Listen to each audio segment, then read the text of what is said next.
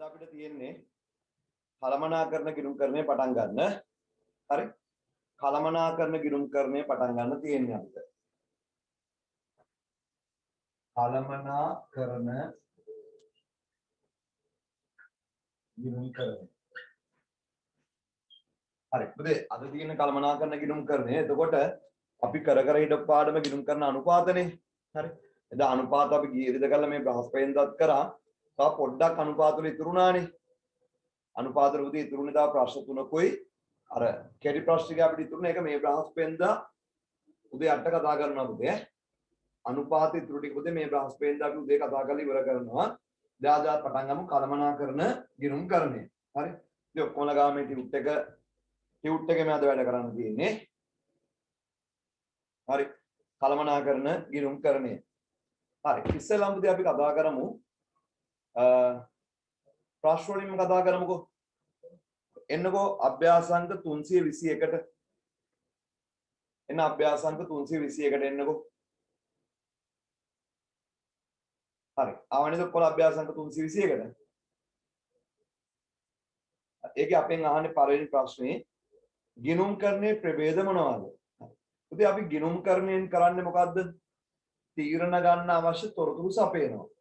ගිණුම්කරණයෙන් කරන්නේ ගිණුම්කරණයේ එක් එකට අදාළ උනන්දුවක් දක්වන පාර්ශවයන්ට තීරණ ගැනීම සඳහා ගිණුම්කරණයේ එක් එකට අදාළ ආර්ථිකමය තොරතුරු සැපීමේ සමස්ත ක්‍රියාවලියන් අපි ගිණුම්කරණය කියලා කිව්වේ නේද?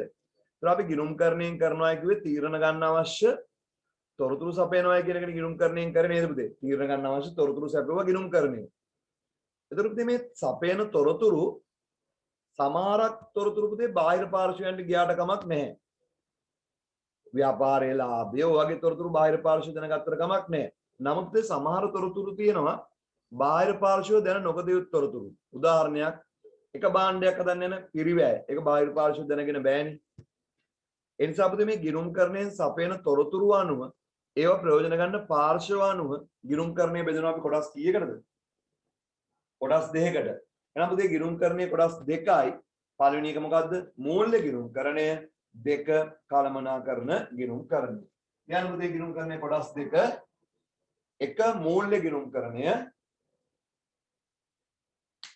ඥාන පුතේ එක මූල්‍ය ගිණුම්කරණය. ගිණුම්කරණයේ ප්‍රභේද මොනවද කියලා අහන ප්‍රභේද කියන්නේ කොටස් කියන එක. හරිද? ගිණුම්කරණයේ පළවෙනි කොටස තමයි මූල්‍ය ගිණුම්කරණය. හරිද?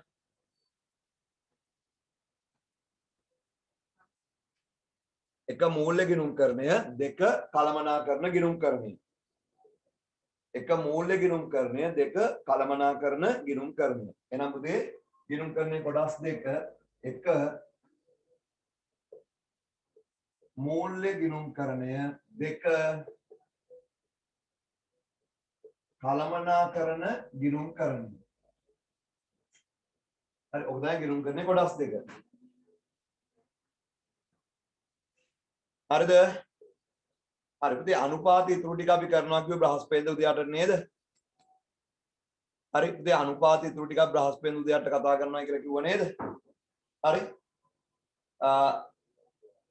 දාදා අපි පටන් ගන්න කලමනාකරණ ගිණුම්කරණය. හරි බ්‍රහස්පතින්දා උදේ 8ට වල තියෙනවා. ඒක අපි අනුපාත ඉතුරු ටික කතා කරනවා. අනුපාත වල ඔයා කරලා තියන්න ඕනේ මොන ටිකද? අර ඉතුරු ප්‍රශ්න තුන කරන්න ඕනේ. අර කෙටි ප්‍රශ්න ටික ඔයා උත්තර ලියලා තියන්න අපි කතා කරනවා. දැන් අපි කතා කරන්නේ කලමනාකරණ ගිණුම්කරණය. ගිණුම්කරණය කියන්නේ පුතේ තීරණ ගන්න අවශ්‍ය තොරතුරු සපයනවා. ඒතර ගිණුම්කරණය අපි කොටස් කීයකට බෙදනවද? දෙකයි.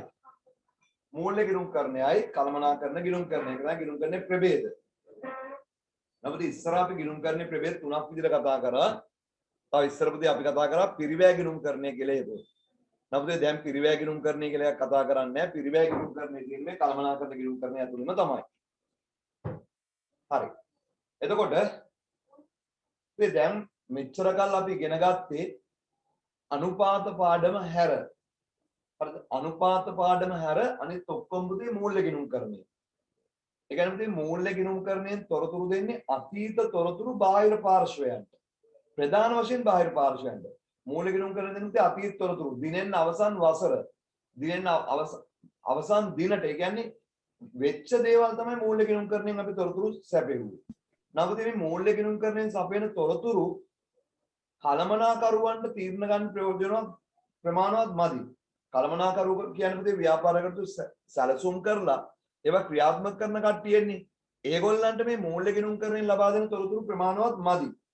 ඒ නිසා කළමනාකරුවන්ට ප්‍රයෝජනවත් වන පරිදි තොරතුරු සකස් කරලා ඉදිරිපත් කරන එකට කියනවා මොන ගිණුම් කරන්නේ කියලා. කළමනාකරන ගිණුම් කරන්නේ. කළමනාකරුවන්ට තීරණ ගැනීමට හැකියවන අයුරු. කළමනාකරුවන්ට තම සැලසුම් ක්‍රියාත්මක කිරීමට හැකියවන අයුරු තොරතුරු සකස් කරලා ඉදිරිපත් කරන එකට කියනවා මොන ගිණුම් කරන්නේද? කළමනාකරන ගිණුම් කරන්නේ. ඒකද කළමනාකරන ගිණුම් කරන්නේ බොහෝ දුරට සකස් කරලා ඉදිරිපත් කරන්නේ මූල්‍ය ගිණුම් කරන ලබා දෙන තොරතුරු වෙන්න පුළුවන්. දැන් උදාහරණයක් විදිහට අනුපාත පාඩම. ගිණුම් කරන අනුපාත පුතේ කළමනාකරන ගිණුම් කරන කොටස. ලාභය හොයන්නේ මූල්‍ය ගිණුම් කරන්නේ. ඒ ලාභයේ යෙදූ ප්‍රාග්ධනයේ නැත්නම් හිමිකමේ ප්‍රතිශතයක් විදිහට කියනවා. ඒතර හිමිකමේ ප්‍රතිශතයක් විදිහට ලාභය කියන්නේ ලාභය හොයාගත්තේ මූල්‍ය ගිණුම් කරන්නේ. ඒතර මේ කළමනාකරන ගිණුම් කරන තොරතුරු සපයන්න මූල්‍ය ගිණුම් කරන තොරතුරුත් අවශ්‍යයි. ඒ මූල්‍ය ගිණුම් කරන ලබා දෙන තොරතුරු කළමනාකරුවන්ට මූල්‍ය ගිණුම් කරන ලබා දෙන තොරතුරු විතරක් නෙමෙයි. තවත් තොරතුරු ගන්නවා.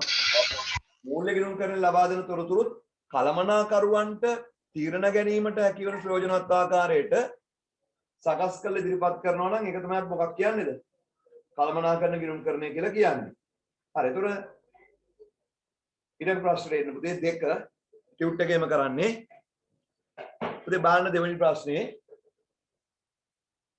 දැන් අපි අභ්‍යාසංග 321 එක කරානේ ගිණුම් කරන්නේ ප්‍රභේද 2 මූල්‍ය ගිණුම් කරණය කළමනාකරන ගිණුම් කරන වාර්තා අතර වෙනස්කම් පහත කරුණු මත සඳහන් කරන්න. හරිද?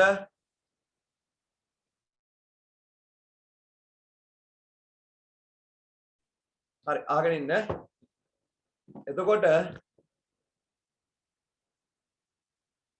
උදේ මූල ගිණුම් කරන්නේ කොටස් දෙකයිනේ මූල්‍ය ගිණුම් කරණය කළමනාකරන ගිණුම් කරණයයි. හරි. එතකොට මේ දෙක අතර වෙනස්කම් හැමදාම විභාගයට අහන ප්‍රශ්නයක්. මූල්‍ය ගිණුම් කරණයයි කළමනාකරන ගිණුම් කරණය අතර තියෙන පුතේ වෙනස්කම් හැමදාම විභාගයට අහනවා. පුතේ අද කරන වැට් ටික ටියුට් එකේමයි කරන්න තියෙන්නේ. හරි. ටියුට් එක නැත්තම් පුතේ කොහොම හරි ඉතින් ලියා ගන්න ඊට පස්සේ ටියුට් එක අරගෙන සම්පූර්ණ කරගන්න.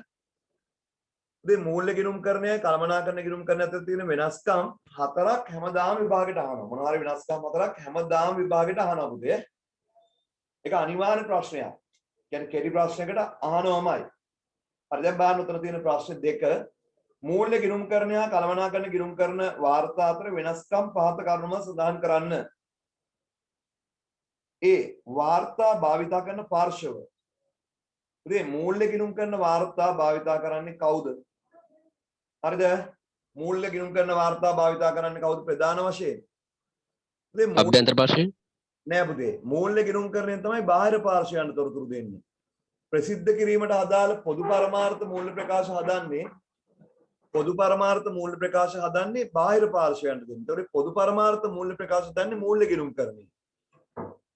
ආදායම් ප්‍රකාශය, මූල්‍ය තත්ත්ව ප්‍රකාශය, මුදල් ප්‍රවාහ ප්‍රකාශය ඒවා තමයි මූල්‍ය ගිණුම් කරන්නේ අවසාන නිමෙවුම. හරිද? කළමනාකරන ගිණුම් කරන්නේ නිමෙවුම් තමයි අයවැය ලේඛන. එතකොට තාම ඔයගොල්ලෝ ඉගෙනගෙන නැහැ මේ පාඩම ඉගෙන ගන්නවා අපි පොදුකාර පිරිවැය විශ්ලේෂණ පත්‍රිකා. හරිද? ආන්තික පිරිවැය තීරණ, ආයෝජන තීරණ වලට අවශ්‍ය තොරතුරු ඒවා තමයි කළමනාකරන ගිණුම් කරන්නේ සපයන වාර්තා. ඒකට අපි ওই මෙච්චර කාල ඉගෙන ගත්තේ මූල්‍ය ගිණුම් කරන වාර්තා, ආදායම් ප්‍රකාශය, මූල්‍ය තත්ත්ව ප්‍රකාශය. ඒව නේද පිටට ප්‍රසිද්ධ කරන්නේ. එතකොට පුතේ මූල්‍ය ගිණුම් කරන තොරතුරු ප්‍රධාන වශයෙන් දෙන්නේ බාහිර පාර්ශවයන්ට. එහෙනම් පුතේ මූල්‍ය ගිණුම් කරන වාර්තා භාවිතා කරන පාර්ශව. එහෙනම් මූල්‍ය ගිණුම් කරන එක කවුද ලියන්න ඕනේ? බාහිර සහ අභ්‍යන්තර දෙගොල්ලම ප්‍රධාන වශයෙන් බාහිර. ලියන්න එතනට බාහිර සහ අභ්‍යන්තර. බාහිර සහ අභ්‍යන්තර.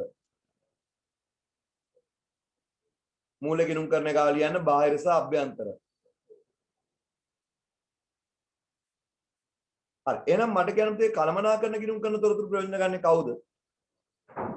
කළමනාකරන ගිණුම් කරන තොරතුරු ප්‍රයෝජන ගන්නේ කවුද? අභ්‍යන්තර විතරයිනේ. අභ්‍යන්තර පාර්ශව පමණි. පුතේ කළමනාකරන ගිණුම් කරන වාර්තා පිටට දෙන්නේ නැහැ. කළමනාකරන ගිණුම් කරන තොරතුරු පිටට දෙන්නේ නැහැ. ඒකට අපේ තොරතුරු පිටට යනවා. අභ්‍යන්තර පාර්ශව පමණි. හරි. ඊට පස්සේ B පිළියෙල කරන වාර ගණන. ඒ සාමාන්‍ය මූල්‍ය ගිණුම් කරන වාර්තාවක් හදන්නේ කොච්චර කාලයකට සැරයක්ද? කාලච්ඡේදයකට සැරයක්. නැත්නම් අපි කාලච්ඡේදයක් කියලා කියන්නේ මූල්‍ය ගිණුම් කරන්නේදී අවුරුද්දක් මේ ඕසුට අපි ගන්නෙ. එහෙනම් මූල්‍ය ගිණුම් කරන වාර්තාපදේ පිළිල කරන්නේ සාමාන්‍යයෙන් වාර්ෂිකව. ලියන්න මූල්‍ය ගිණුම් කරන ගාව සාමාන්‍යයෙන් වාර්ෂිකව. සාමාන්‍යයෙන් වාර්ෂිකව.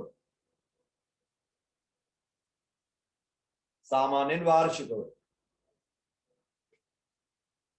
මේ කළමනාකරන ගිණුම් කරන වාර්තාවක් හදන්න නිශ්චිත කාලයක් නැහැ. කළමනාකරුවන්ට ඕන නම් ගිය මාසෙ තොරතුරු ඕන නම් ඒගොල්ලන්ට වාර්තාවක් කියන්න පුළුවන් ගිය මාසේ තොරතුරු දෙන්න කියලා. හරිද?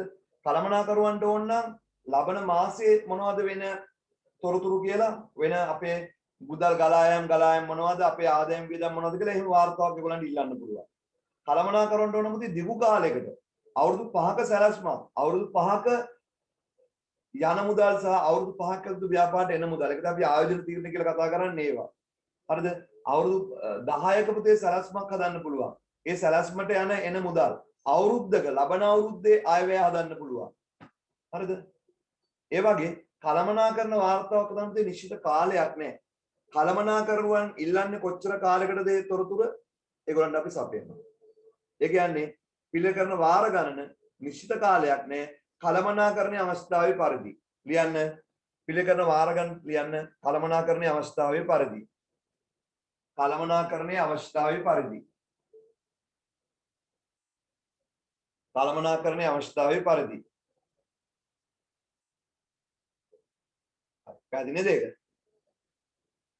හරි ඊට පස්සේ අහනවා අපි නෛතික අවස්ථාවේ C මූල්‍ය ගිණුම් කරන වාර්තා හදන එකේ නෛතික අවස්ථාවක් තියනවාද? ඔව් පුතේ. මූල්‍ය ගිණුම් කරන වාර්තා දැන් අපි ආදායම් ප්‍රකාශය මූල්‍ය තත්ත්ව ප්‍රකාශය සමාගම් රෙජිස්ට්‍රාර්වරයට අවුරුද්දක සැරයක් ඉදිරිපත් කර නැත්නම් සමාගම් රෙජිස්ට්‍රාර්වරය මොකද කරන්නේ? සමාගමක් විදිහට අපේ තියෙන ලියාපදිංචිය වලට අහෝසි කරන්න පුළුවන්. සමාගමක් විදිහට අපි කළ තියෙන ලියාපදිංචිය අහෝසි කරන්න පුළුවන් සමාගම් රෙජිස්ට්‍රාර්වරයට. ගිණුම් වාර්තා ඉදිරිපත් කර නැත්නම් දේශීය ආදායම් දෙපාර්තමේන්තුවට අපේ ව්‍යාපාරයේ ගිණුම් වාර්තා ඉදිරිපත් කර නැත්නම් ඒගොල්ලන්ට පුළුවන් අපිට විරුද්ධව නඩු දාන්න. එහෙනම් පුතේ මූල්‍ය ගිණුම් කරන වාර්තා හදන එක නෛතික අවස්ථාවයක්. නමුත් කළමනාකරන ගිණුම් කරන වාර්තා ඉල්ලන්නේ පුතේ කළමනාකරු ව්‍යාපාරයේ ඇතුලේ ඉන්න කට්ටිය. ඒගොල්ලන්ට ඒ තොරතුරු දුන්නේ නැහැ කියලා ඒගොල්ලෝ කොහෙවත් ගිහලා නඩු දාන්නේ නැහැ. ඒක නීතියක් නෙමෙයි. එහෙනම් ලියන්න මූල්‍ය ගිණුම් කරන පැත්තේ නෛතික අවස්ථාවේ කියලා යන්නකො. මූල්‍ය ගිණුම් කරන වාර්තා හදන පුතේ නෛතික අවස්ථාවයක්. නෛතික අවස්ථාවේ නැත්නම් අවස්ථාවේකී. හරි. අවස්ථාවේකී නැත්නම් නෛතික අවස්ථාවේකී. කළමනාකරන ගිණුම් කරන වාර්තා හදන පුතේ නෛතික අවස්ථාවයක් නොවේ. කියන්න කළමනාකරන ගිණුම් කරන ගාව නෛතික අවස්ථාවයක් නොවේ. නෛතික අවස්ථාවයක් නොවේ. කළමනාකරන ගිණුම් කරන වාර්තා පුතේ හදන්න කියලා කොහොම නීතියක් නැහැ. නෛතික අවස්ථාවයක් නොවේ.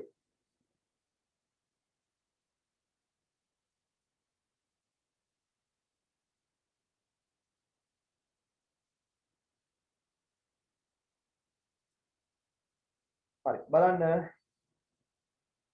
ඔගේ බාන 321 දෙවනි කොටසේ සීල්දා ඉවර කරේ අපි B වාර්තා කරන තොරතුරු වල ස්වභාවය. ඒ වාර්තා කරන තොරතුරු වල ස්වභාවය. බාන වාර්තා කරන තොරතුරු වල ස්වභාවය. හරි ස්වභාවය කියන්නේ විදිහ ඔතන වාර්තා කරන්නේ මොන තොරතුරුද? මූල්‍ය තොරතුරුද මූල්‍ය නොවන තොරතුරුද කියන එක. මට කියන්න පුතේ මූල්‍ය ගිණුම් කරනෙන් සපයන්නේ මොන තොරතුරුද? මූල්‍ය ගිණුම් කරනෙන් සපයන්නේ පුතේ මූල්‍යමය තොරතුරු. මුදලින් මැනිය හැකි තොරතුරු. නමුත් කළමනාකරන ගිණුම් කරන්නේ මූල්‍ය තොරතුරු වගේ මූල්‍ය නොවන තොරතුරු ඉදිරිපත් කරනවා. ලියන්න වාර්තා කරන තොරතුරු ස්වභාවය ගැන ලියන්න මූල්‍ය ගිණුම් කරන්නේ ගාව ලියන්න මූල්‍ය තොරතුරු. මූල්‍ය තොරතුරු. මූල්‍ය ගිණුම් කරන්නේ පුතේ සපයන්නේ මූල්‍ය තොරතුරු.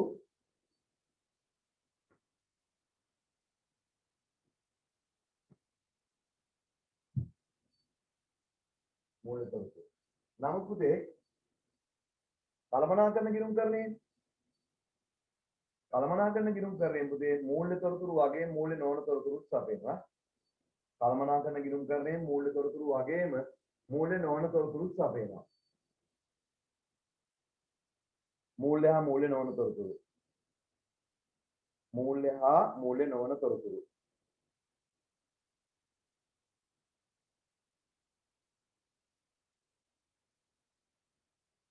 හරි. පැහැදිලි නේද? ඊට පස්සේ E අවධානය යොමු කරන කාලය. ඉතින් මූල්‍ය ගිණුම්කරණයෙන් දෙන්නේ දිනෙන් අවසන් වසරට. අවසන් දිනට. ඒ කියන්නේ අතීතමය තොරතුරු තමයි මූල්‍ය ගිණුම්කරණය. ඓතිහාසික තොරතුරු වෙච්ච දේවල්. නමුත් මේ කළමනාකරන ගිණුම්කරණයෙන් දෙන්නේ වෙච්ච දේවල් විතරක් නෙමෙයි. වෙන්න තියෙන තොරතුරු, අනාගත තොරතුරු, අතීත තොරතුරු, වර්තමාන තොරතුරු, අනාගත කියන තුනම කළමනාකරන ගිණුම්කරණයෙන් දෙනවා. ලියන්න අවධානය යොමු කරන කාලය අතීතයේ අතීත තොරතුරු අතීත ඊයක ලියන්න පුතේ මූල්‍ය ගිණුම්කරණය ගාව අතීත එනම් පුතේ කළමනාකරන ගිණුම්කරණය අතීත වර්තමාන සහ අනාගත කියන තුනම අතීත වර්තමාන සහ අනාගත කියන කාල තුන ගැන පුතේ අවධානය යොමු කරනවා. හරිද? මේ කළමනාකරන ගිණුම්කරණය පුතේ පාඩම් පටන් ගන්නදී අපිට ඉගෙන ගන්න තියෙන ලොකු නෝට් එකක්. ඒක තමයි මම මෙයාට ඔයාලට මේ කෙටි කරලා දෙන්නේ. මේ ගණන් හදන්න පටන් ගත්තාන් පස්සේ පුතේ කිසි අවුලක් නැහැ. අද තියෙන තනිකරම නෝට් එකක් ගැන කතා කරන්න විස්තර. දන්නවනේ කළමනාකරන ගිණුම්කරණයෙන් පුතේ අනිවාර්ය ප්‍රශ්නයක් එනවා. සර් මේකත් අනුපාත වගේ පාඩම් කරගන්න පුළුවන් පාඩමක් නේද? ඔව් මේක ගණන් හදන්නත් තියෙනවා හැමදේම තියෙනවා මේකේ. හරි. ඒතර පුතේ මේ කළමනාකරන ගිණුම්කරණේ සම්පූර්ණ මේ ටියුට් එකේ නැහැ. ඊට පස්සේ ලොකුම පාඩම පිටු 50 ගානක ටියුට් එකක් පුතේ මම මේ දෙකට කරලා තියෙන්නේ. මේක තියෙන්නේ පිටු 20 30යිනේ. තව පිටු 20 ගානක් තියෙනවා පුතේ ක්‍රමයයි පොදු කාර්යයයි. ඒකෙන් තමයි ගොඩක් ගණන් තියෙන්නේ. මේක තියෙන විස්තර. මේක තියෙන ගාවුවේ විතරයි. හරි. ඒ පිළිගත් මූලධර්ම සංකල්ප කරේ යොමු වීම. ඉතින් මූල්‍ය ගිණුම් කරන වාර්තා හදද්දී ප්‍රමිත සංකල්ප කරේ අනිවාර්යයෙන්ම අවධානය යොමු කරන්න ඕනද නැද්ද? ඕනේ. නමුත් මේ කළමනාකරන ගිණුම් කරන වාර්තා හදද්දී ප්‍රමිත සංකල්ප කෙනෙහි යොමු වෙන්න එච්චර අවශ්‍ය නැහැ. ලියන්න මූල්‍ය ගිණුම් කරන්නේ යොමු වේ ප්‍රමිත සංකල්ප ඒවටදී අවධානය යොමු වේ. නමුත් කළමනාකරන ගිණුම් කරන වාර්තා හදද්දී ඒව ගැන එච්චර අවධානය යොමු කරන්නේ නැහැ. අවධානය යොමු නොවේ. අවධානය යොමු නොවේ. ඉතින් ඔය කතා කරේ මූල්‍ය ගිණුම් කරණයයි කළමනාකරන ගිණුම් කරණය අතර තියෙන වෙනස්කම්. හරි. තව ගත්තොත් එහෙම පුතේ මම ඔතන දාලා නැහැ. තව අපිට වෙනස්කම් ගත හැකියි. හරිද? තව අපිට වෙනස්කම් ගන්න පුළුවන් පුතේ මම ඔතන දීලා නැත්නම් වෙනස්කම් දෙක තුනක් කියන්න. පුතේ ඒක ඔතන ලියලා නැහැ මම නෝට් එකේ තියෙනවා. මූල්‍ය ගිණුම් කරන වාර්තාවක් හදන්නේ ආයතනයේම එකක් විදියට අරගෙන. ආයතනයේම ලාභෙනේ පුතේ මූල්‍ය ගිණුම් කරණයෙන් හොයන්නේ. හරි. මූල්‍ය ගිණුම් කරන වාර්තා හදන්නේ පුතේ ආයතනයේම එකක් විදියට අරගෙන. හරි. නමුත් පුතේ කළමනාකරන ගිණුම් කරන වාර්තාව පිළිගද්දී එක් එක් භාණ්ඩය, එක් එක් සේවාව, එක් එක් අංශය වෙන වෙනම අරගෙන තමයි පුතේ වාර්තා හදන්නේ.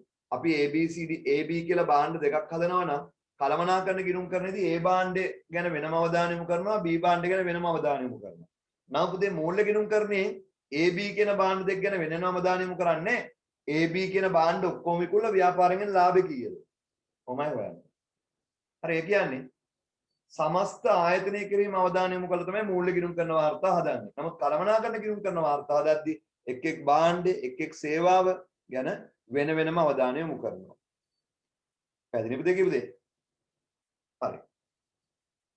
එතකොට තව තමයි පුතේ මූල්‍ය ගිණුම් කරන වාර්තා හදද්දී පුතේ බොහෝ දුරට ගිණුම් කරන ශේෂ්ත්‍රය ගැන විතරයි අවධානය යොමු කරන්නේ. නමුත් කළමනාකරන ගිණුම් කරන වාර්තා හදද්දී හරිද ආර්ථික විද්‍යාව, සංකේණය, අනිත් විෂයන් ගැනත් පුතේ අවධානය යොමු කරනවා.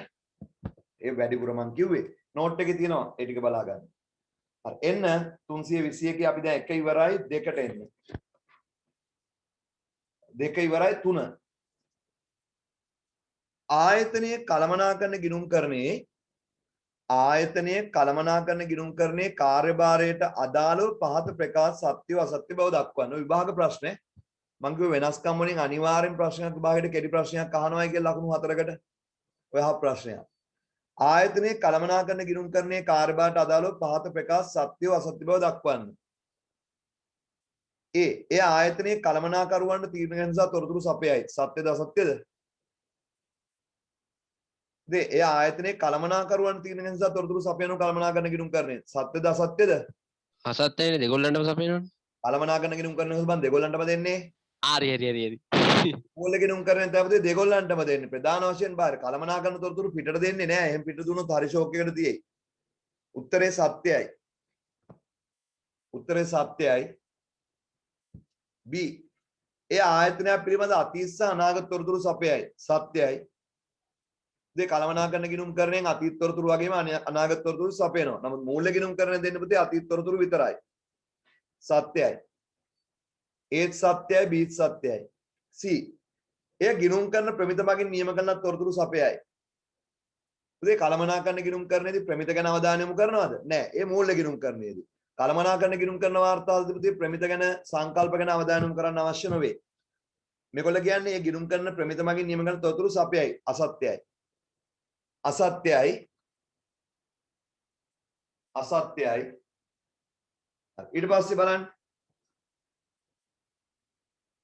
D. ඒ ආයතනයක් පිළිබඳ ඇල්මක් දක්වන සියලු පාර්ශ්වයන්ට උන්ගේ ඉල්ලීමත් තොරතුරු සපයයි. උදේ කළමනාකරන ගිණුම් කරන වාර්තා කළමනාකරුවන්ට ඉල්ලන්න පුළුවන්ද බැරිද? පුළුවන්. මේ තොරතුරු දෙන්න මේ තොරතුරු දෙක ඉල්ලන්න පුළුවන්. නමුත් පුතේ නෑ පුතේ වර්තමානය ගැන කියන්න අවශ්‍ය නෑ. වර්තමානය ගැන කියන්න ඕනේ නැද්ද කියලා අහනවා. නෑ එහෙම අවශ්‍ය නෑ. අතීත අනාගත කිව්වහම ඇති. ඒතර වර්තමානයේ මැද කොහොමද තියෙනවනේ. අතීත තොරතුරුයි වර්තමාන තොරතුරුයි දෙනවා කිව්වහම පුතේ මැද එක කොහොමද තියෙනවා. එහෙනම් ඒ ගැන වෙනම කතා කරන්න අවශ්‍ය නැහැ. හරි. මේ බලන්න පුතේ ආයතනය පිළිබඳ ඇල්මක් දක්වන සියලු පාර්ශවයන්ට. පුතේ බාහිර පාර්ශවයන්ට ව්‍යාපාරයෙන් මේ තොරතුරු දෙන්න මේ තොරතුරු ඉල්ලන්න බෑ. ඉල්ලන්න බැරි නිසා තමයි ඒගොල්ලන්ට මූල්‍ය ගිණුම්කරණයෙන් පොදු පරමාර්ථ මූල්‍ය ප්‍රකාශ හදන්නේ. නමුත් කළමනාකරුවන්ට පුතේ මේ තොරතුරු දෙන්න මේ තොරතුරු ඉල්ලන්න පුළුවන්. අපිට කියනවා මේ බලන්න D. ඒ ආයතනයක් පිළිබඳ ඇල්මක් දක්වන සියලු පාර්ශ්වයන්ට උන්ගිල්ලීම් මත ඔක්කොම පාර්ශ්වයන් දෙනවා කළමනාකරන ගිණුම්කරණයෙන් තොරතුරු අසත්‍යයි. කළමනාකරන ගිණුම්කරණයෙන් පුතේ ඉල්ලන ඉන්න ඔක්කොම තොරතුරු දෙන්නේ නැහැ. එහෙම දෙන්නේ නැහැ. අසත්‍යයි. අසත්‍යයි. හරි. අපි යමු ඊළඟ එකට 4. පහත කාර්යයන් කළමනාකරන ගිණුම්කරණයේ විෂයපත් උඩ ඇතුළත් වන්නේද යන්න සඳහන් මේ විභාග ප්‍රශ්න. හැම අවුරුද්දෙම මේ ප්‍රශ්නයක් අහනවා. අර මං කිව්ව වෙනස්කම් 4ක් අහනවා මම. හරි. ඒ අහන විදි තමයි ඔය. සත්‍ය අසත්‍ය කියලා ලියන්න තියෙනවා. ඔව් නැත කියලා ලියන්න තියෙනවා. ඔය තියෙන්නේ. පහත කාර්යයන් කළමනාකරන ගිණුම්කරණයේ විෂයපත් වලට ඇතුළත් වන්නේද යන්න සඳහන් කරන්න. මේවා කළමනාකරන විශේෂිතට අයිතිද නැද්ද? ඔව්ද නැද්ද එච්චරයි.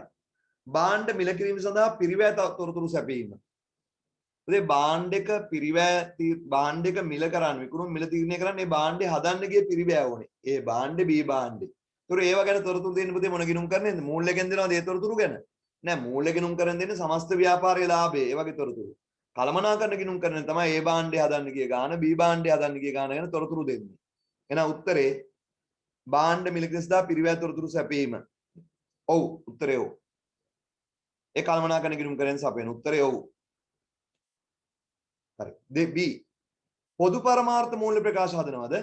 නෑ. පොදු පරමාර්ථ මූල්‍ය ප්‍රකාශ හදන පුතේ මූල්‍ය ගිණුම් කරන්නේ. කළමනාකරන ගිණුම් කරන්නේ පොදු පරමාර්ථය හදන්නේ නෑ. උත්තරේ නැත. B එකට නැත උත්තරේ.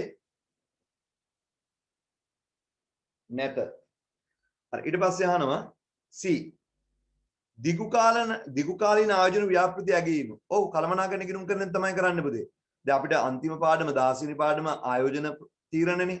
ප්‍රාග්ධන ආයෝජන තීරණ. ඒ කියන්නේ එකෙන් කරන්නේ අවුරුදු 5කට 10කට අපි මොකක් හරි ව්‍යාපෘතියක් පටන් ගන්න හිතාගෙන ඉන්නවා. ඒක පටන් ගන්නෙද්දී අපිට යන සල්ලි ටික. ඊට පස්සේ ඒක අවුරුදු 7 ඒක අපිට ආපහු එන විදිය. ඒව තමයි අපි ප්‍රාග්ධන ආයෝජන තීරණ කියලා ඉගෙන ගන්න. එතකොට ඒ වගේ දිගු කාලීන ආයෝජන ව්‍යාපෘතිය අග යන්නේ මොන ගිණුම් කරන්නේද පුතේ? කළමනාකරන ගිණුම් කරන්නේ. ඔව් උත්තරේ ඔව්. උත්තරේ ඔව්. හරි. ඊට පස්සේ D. ගිණුම් කරන අනුපාත මත ආයතනයක ලාභදායීත්ව විශ්ලේෂණය. ඔව් පුතේ ලාභය ගැන අවබෝධයක් ලබා ගන්න අනුපාත යොදා ගන්නවා නම් ඒ අනුපාත සකස් කරලා දෙන්නේ කළමනාකරන ගිණුම් කරන්නේ. හරි. මූල්‍ය ගිණුම් කරන්නේ ලාභය හොයනවා. ඒක තවදුරටත් විග්‍රහ කරලා දක්වන්නේ පුතේ කළමනාකරණ ගිණුම්කරණයෙන්. ඔව්. ගිණුම්කරණ අනුපාත මත ආයතනයක ලාභදායක විශ්ලේෂණය කරන්න පුතේ කළමනාකරණ ගිණුම්කරණයෙන් තමයි. ඔව්. උත්තරය ඔව්. හරි ඒ විභාග ප්‍රශ්නය මට මතකයි 19 නැත්නම් 18 ප්‍රශ්නේ 4 වෙනි එක. 5. ආයතනයේ කළමනාකරණ ගිණුම්කරණයේ කාර්යභාරයට අදාළව පහත ප්‍රකාශ සත්‍ය අසත්‍ය බව දක්වන්න. ආයතනයේ කළමනාකරණ ගිණුම්කරණයේ කාර්යභාරයට අදාළව පහත ප්‍රකාශ සත්‍ය අසත්‍ය බව දක්වන්න. පුතේ කළමනාකරණ ගිණුම්කරණයට අදාළව ඔය කියන ප්‍රකාශ සත්‍යද අසත්‍යද කියලා දක්වන්න කියලා අපිට කියන්නේ. සත්‍යද අසත්‍යද කියලා දක්වන්න කියලා කියන්නේ. හරි බලමු. ඒ කළමනාකරුවන්ගේ භාවිත සඳහා පොදු පරමාර්ථ මූල්‍ය වාර්තා පිළියෙල කරයි. ඈ පුතේ කළමනාකරුවන්ගේ භාවිත සඳහා පොදු පරමාර්ථ හදන්නේ කළමනාකරණ ගිණුම්කරණයෙන්ද?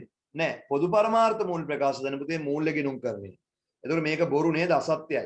කළමනාකරුවන්ගේ භාවිත සඳහා පොදු පරමාර්ථ මූල්‍ය වාර්තා හදන්නේ නෑ. පොදු පරමාර්ථ මූල්‍ය ප්‍රකාශ හදන්නේ මූල්‍ය ගිණුම්කරණය. අසත්‍යයි. අසත්‍යයි. කළමනාකරණයේ කාර්යභාරයට එකයි දෙන්නේ නෑනේ. අසත්‍යයි. B ගිණුම් කරන ප්‍රමිත වලට අනුකූලව මූල්‍ය වාර්තා පිළියෙල කරයි. නෑ ඒ කරන්නේ මූල්‍ය ගිණුම් කරන. කළමනාකරණ ගිණුම් කරන වාර්තා හදද්දී ප්‍රමිත කෙරෙහි අවධානය යොමු කරන්නේ අසත්‍යයි. අසත්‍යයි. මේ විභාග ප්‍රශ්නේ අසත්‍යයි. ඊට පස්සේ අහනවා ව්‍යාපාරයක අතීත මෙන්ම අනාගත තොරතුරු සපයයි. ඔව් ඒක හරි. ඒක හරි. ව්‍යාපාරයක අතීත මෙන්ම අනාගත තොරතුරු සපයන එක පුතේ කළමනාකරණ ගිණුම් කරණයෙන් කරනවා. ඒක සත්‍යයි. සත්‍යයි. D ව්‍යාපාරයේ කළමනාකරුවන්ගේ ඉල්ලීම්මත් තොරතුරු ජන්ණය කරයි. ව්‍යාපාරයේ කළමනාකරුවන්ගේ ඉල්ලීම්මත් තොරතුරු ජන්ණය කරයි. ඔව්. ඒ කළමනාකරු ඉල්ලන තොරතුරු තමයි කළමනාකරණ ගිණුම් කරණයෙන් සපයන්නේ. ඒක සත්‍යයි. සත්‍යයි. දවානුද ඒ ටික ඔක්කොම ඇහුවේ අර මූල්‍ය කළමනාකරණ ගිණුම් කරත් තියෙන වෙනස්කම් වලින් තමයි ප්‍රශ්න අහන්නේ. ලකුණු 4ක ප්‍රශ්නයක් හැම අවුරුද්දකම දෙනවා වෙනස්කම් වලින්. එන්න අභ්‍යාසංක 322ට අභ්‍යාසංක 322 බලන්න ඔක්කොමලා 322 කළමනාකරණ ගිණුම්කරණය සම්බන්ධයෙන් පහත් දී ඇති කුමන ප්‍රකාශය එහෙම නැත්නම් ප්‍රකාශ නිවැරදි වේද? ඔය ප්‍රකාශ තුනක් දීලා තියෙන පුතේ ABC කියලා. ඔය A ප්‍රකාශය, B ප්‍රකාශය, C ප්‍රකාශය. ඔය ABC කියන ප්‍රකාශවල නිවැරදි ප්‍රකාශ මොනවද කියලා අහන්නේ. සමහරට එකක් වෙන්න පුළුවන්, සමහරට දෙකක් හරියන්න පුළුවන්, සමහරට තුනම හරියන්න පුළුවන්. සමහරට තුනම වැරදෙන්න පුළුවන්. ඒ ආයතනයේ කළමනාකරණ තොරතුරු පද්ධතිය කොටසකි. ඔව්. කළමනාකරුවන්ට තීරණ ගන්න පුතේ කළමනාකරණ තොරතුරු පද්ධතියක් තියෙන්නේ. එහෙනම් කළමනාකරණ ගිණුම්කරණයෙන් තොරතුරු සපයන කළමනාකරුවන්ට තමයි. එහෙනම් කළමනාකරණ ගිණුම්කරණය ආයතනයේ කළමනාකරණ තොරතුරු පද්ධතිය කොටසක්. ඒ හරි. B ඒ සංවිධානයක මෙහෙයුම් කටයුතු සැලසුම් කිරීමට හා පාලනයට යොදාගනි. මොකද මේ තොරතුරු යොදාගන්නේ කළමනාකරුවනේ. ඒතර කළමනාකරුවෝ කරන්නේ ව්‍යාපාර කටයුතු සැලසුම් කරලා ඒක පාලනය කරන එක තමයි. ඒතර ඒකට මේ තොරතුරු ඕනේද නැද්ද? ඔව් ඒකනේ මූල්‍ය ගිණුම් කරන තොරතුරු ප්‍රමාණවත් මදි කිව්වේ. ඒකනේ කළමනාකරුවන්ට ප්‍රයෝජනවත් වෙන විදිහට මේ තොරතුරු නැවත සකසලා ඉදිරිපත් කරන්න ඕනේ කිව්වේ. ඔව් ඒක හරි. ඒත් හරි බීත් හරි. C ඒ බාහිර පාර්ශ්වයන් තීරණය වෙන නිසා තොරතුරු සම්පාදනය කරයි. ඒ කළමනාකරණ ගිණුම් කරන දෙනවද බාහිර පාර්ශ්වයන් තොරතුරු? නෑ. ඒක අසත්‍යයි. එහෙනම් උත්තරේ A හා B. 322 එකට A හා B පමණයි. උත්තරේ 4. එකට උත්තරේ 4. හරි. එකට උත්තරේ 4. අද මේ කළමනාකරණ ගිණුම් කරන්නේ ගණන් හදන්න කලින් පුතේ මේ ගැන අපි ඉගෙන ගන්න ඕනේ. මේකේ තියෙන ගණන් ලේසි පුතේ. එහෙමම මේ ඉගෙන ගන්නේ එහෙම විභාගයට අහන්නේ. හරි. මේ දැන් තව පාඩම් 3 අපිට තීරේ පන්ති තියෙන කළමනාකරණ ගිණුම් කරන්නේ ආන්තික පිරිවේ ආයෝජන තීරණ. හරි. ඒකට පුතේ ටියුට් 4ක් තව ටියුට් තව 3ක් එන්න තියෙනවා. කළමනාකරණ දෙවෙනි කොටසේ එන්න තියෙනවා ආන්තික පිරිවේ ආයෝජන තීරණ. හරි. ඒතර තියරි ඉවරයි. හරි නොවැම්බර් වෙද්දි පුතේ සර් මේ MCQ 3ක් තියෙන පේපර් එක PDF එකක් මගේ අතේ තියෙන සර් මේ විතර ගහන්නේ මේ 3ක් තියෙනවා ඔව් ඒ තමයි තියෙන්නේ තනිකර මේ ප්‍රශ්න ටික තමයි අහන්නේ මේ විභාග ප්‍රශ්න වලින් තමයි මම මේ අරගෙන මේ ටික හදලා තියෙන්නේ මේ ටික පුතේ බය නැතුව මහන්සි වෙන්න මේ පාඩම් 3 කළමනාකරණ ආන්තික ආයෝජන මේ ඉගෙන ගන්න ටික එහෙමම අහනවා විභාගෙට ඉතින් ගොඩාක් ළමයි මේ වෙද්දි ඊළඟ අතහැරලා නමුත් මේ ටික කරා නම් පුතේ විභාග ගොඩ. මම හැමතිස්සෙම කියන්නේ පුතේ තව යාට මාස ගාණක් තියෙනවා. මේ මාස ගාණ හරියට මහන්සි වෙන හොඳම ප්‍රතිඵලයකට යන්න පුළුවන්. accounting නම් අනිවාර්යයෙන්ම ගොඩ දාත හැකියි. හරි. මම මේ කියන විදිහට වැට් ටික කරගෙන යන්න. පහුගිය දේ වෙච්ච දේ ගැන හිතන්න එපා. අතීතය අමතක කරලා දාන්න. අතීතයේ සිහිනයක් පමණයි වැඩක් නැහැ. අමතේ අපි අතීතය ගැන කතා කරගෙන ඉඳලා වැඩක් නැහැ. හරි. අපි හැමදාම කයිවාරු ගහන්නේ අපේ හෙළ රජ දරුවෝ කරපු දේවල් ගැන. උදේ හෙළ රජ දරුවෝ නෙමෙයි දැන් ඉන්න සුසන්තිකා ජයසිංහ කරපු දේ ගැන පුතේ කවුරුත් කතා කරන්නේ නැහැ. උදේ ඔයා දන්නවා සුසන්තිකා ජයසිංහ කියන්නේ ඔලිම්පික් වල ආසියාවෙන්ම පුතේ ලංකාවේ නෙමෙයි ආසියාවෙන්ම කෙටි දුර දුවන ඒවායින් පුතේ පදක්කමක් අරන් තියෙන සුසන්තිකා ජයසිංහ විතරයි. කවුරුත් ඔයා දන්නේවත් නැහැ. අපේ රටේ මිනිස්සු කුහකකමට දැන් ඉන්න මිනිස්සු තාම එයා ජීවත් වෙන නිසා කුහකකමට කතා කරන්නේ. කතා කරන්නේ ඉතිහාසෙ මගුල්. හරි. ඒ ආසියාවෙන් පුතේ දැන් මේ ගන්න ඔලිම්පික් තියෙන ජපානයේ ආසියාතික රටක්. නමුත් පුතේ එයාට නිසියත් ඇගීම නැහැ. ඒ ආසියාවේ ඔලිම්පික් පදක්කමක් ගන්නවා කියන්නේ කොච්චර අමාරුද කියලා හිතන්නේ. ලංකාවට පුතේ තාම පදක්කම් දෙකයි අරන් තියෙන්නේ. එකක් ඩන්කන් වයිට් එයා සුද්දෙක් වගේනේ පුතේ. ඒකට සුවන්තිකා තමයි. ඒ කෑගල්ල දිස්ත්‍රික්කයේ වරකපොළ. හරි. මේ ආසියාවෙම පදක්කමක් අරන් තියෙන එයා විතරයි කෙටි දුර දුවලා පදක්කමක් අරන් තියෙන්නේ. ආසියාවටම නෑ පුතේ. කී දෙනෙක් ටැලන්ට් එකට එනවද නේද සර්? ඔව් ඒක තමයි පුතේ කියන්නේ ආසියාවම කිව්වම ජපානේ චීනේ හරිද? ඉතින් ඔක්කොම ගත්තාම ඔලිම්පික් පුතේ කෙටි දුර මීටර 200 පදක්කමක් තියෙන යාට විතරයි. හරි. ඒ කියන්නේ පුතේ කොච්චර වටිනවද ඒකනේ? අපි කතා කරන්න ඕනේ ඒවා. ඉතිහාසෙ මගුල් වැඩක් නැහැ. හරි. අපි කතා කරන අපේ මේ වතුර බැස්සේ අඟලෙන් අඟල්ලු. අනේ අද අපේ චීනු ටික ඇවිල්ලා වැව්වහරනවා. ලැජ්ජයි.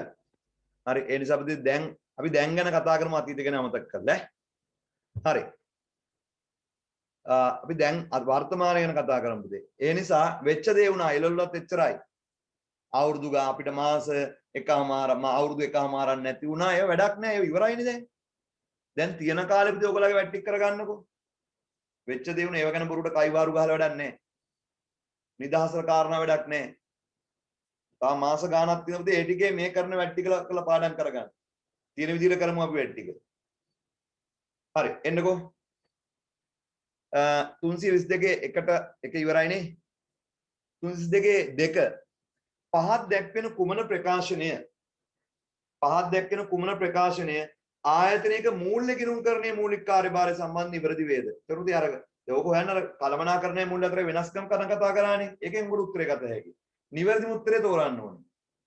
පහත දැක්වෙන කුමන ප්‍රකාශය ආයතනයක මූල්‍ය ගිණුම්කරණයේ මූලික කාර්යභාරය සම්බන්ධයෙන් නිවැරදි වේද? මූල්‍ය ගිණුම්කරණය සම්බන්ධයෙන් නිවැරදි වේද? 1. ඒ ආයතනයේ ගනුදෙනු මූල්‍ය පදනම මත ගිණුම් පොත්වල වාර්තා කරයි. ඒකත් හරිනේ. ස්වභාවය ගත්තාම මූල්‍ය ගිණුම් කරන දෙන්නේ මූල්‍ය ගිණුම් කරන තොරතුරු. නමුත් වඩාත්ම නිවැරදි උත්තරේ තෝරන්න ඕනේ. එකත් හරි වගේ. බලමු 2. ඒ ආයතනයේ කළමනාකරුවන්ගේ භාවිත සඳහා විශේෂ පරමාර්ථ මූල්‍ය වාර්තා ඉදිරිපත් කරයි. නෑ. ඒ කළමනාකරුවන්ගේ භාවිත සඳහා හදන්නේ කළමනාකරණ ගිණුම් කරන්නේ. පොදු පරමාර්ථය තමයි මූල්‍ය ගිණුම් කරණයෙන් හදන්නේ. පොදු පරමාර්ථ වාර්තාව තමයි මූල්‍ය ගිණුම් කරන්නේ. විශේෂ පරමාර්ථය කියන්නේ ඒ කළමනාකරුවන්ට ඕන තොරතුරු දෙන්න තමයි විශේෂ පරමාර්ථය හදන්නේ. ඇතුළේ තීරණ ගන්න. හරි. දැන් අපි ඔය සමාගම් වලත් පුතේ අපි හදන්නේ පොදු පරමාර්ථ මූල්‍ය ප්‍රකාශයනේ. ලාභ වලාප ප්‍රකාශය, හිමිකම් වෙනස් වීම ප්‍රකාශය, සටහන් ඒ පොදු පරමාර්ථ. නමුත් පුතේ සමාගමක් ඇතුලේ අභ්‍යන්තර පාර්ශ්වයන් ප්‍රයෝජනට ගන්න විශේෂ පරමාර්ථ වෙනදා ලාභ ලාභ කිනුම හදනවා. විකුණුම් ආපසුයුම් ලියලා විකුණුම් පිරිවැය කියලා ලියලා ආරම්භක තොගේ ගෑනුම් ගෙනේ මේ කුලී තීරු ගාස්තු ආපසුයවුම් අඩු කරලා ඒව ඔක්කොම දාලා ඊට පස්සේ බෙදහැරි විදන් වල මොනවද බෙදහැරි විදන් කියලා දාලා පරිපාලන විදන් ටික වෙන වෙනම මොනවද පරිපාලන විදන් කියලා දාලා විශේෂ පරමාර්ථ මූල්‍ය ප්‍රකාශයක් හදනවා. හරිද? අර අපි සාමාන්‍ය විදිහට හදුවත් අනිත් පුද්ගල ගණන් වලදී ඒ වගේ මූල්‍ය ප්‍රකාශයක් හදනවා සමාගම් වල. ඒක පිටට දෙන්නේ නැහැ. ඒක පාවිච්චි කරන්නේ අධ්‍යක්ෂවරු විතරයි. ඒක තමයි විශේෂ පරමාර්ථ මූල්‍ය ප්‍රකාශ. ඒකේ තියෙන තොරතුරු තමයි අර මේ ආකෘතිය ලියලා දෙන ලාභ වලාභ වෙනත් ස්ථිර ප්‍රකාශය කියන්නේ ගැසට් කරපු ආකෘතිය. ඒ ආකෘතියෙන් තියෙන ටික විතරක් ලියලා දෙනවා. බෙද හැරීම් ටික ඔක්කොම කීයද කියලා දානවා.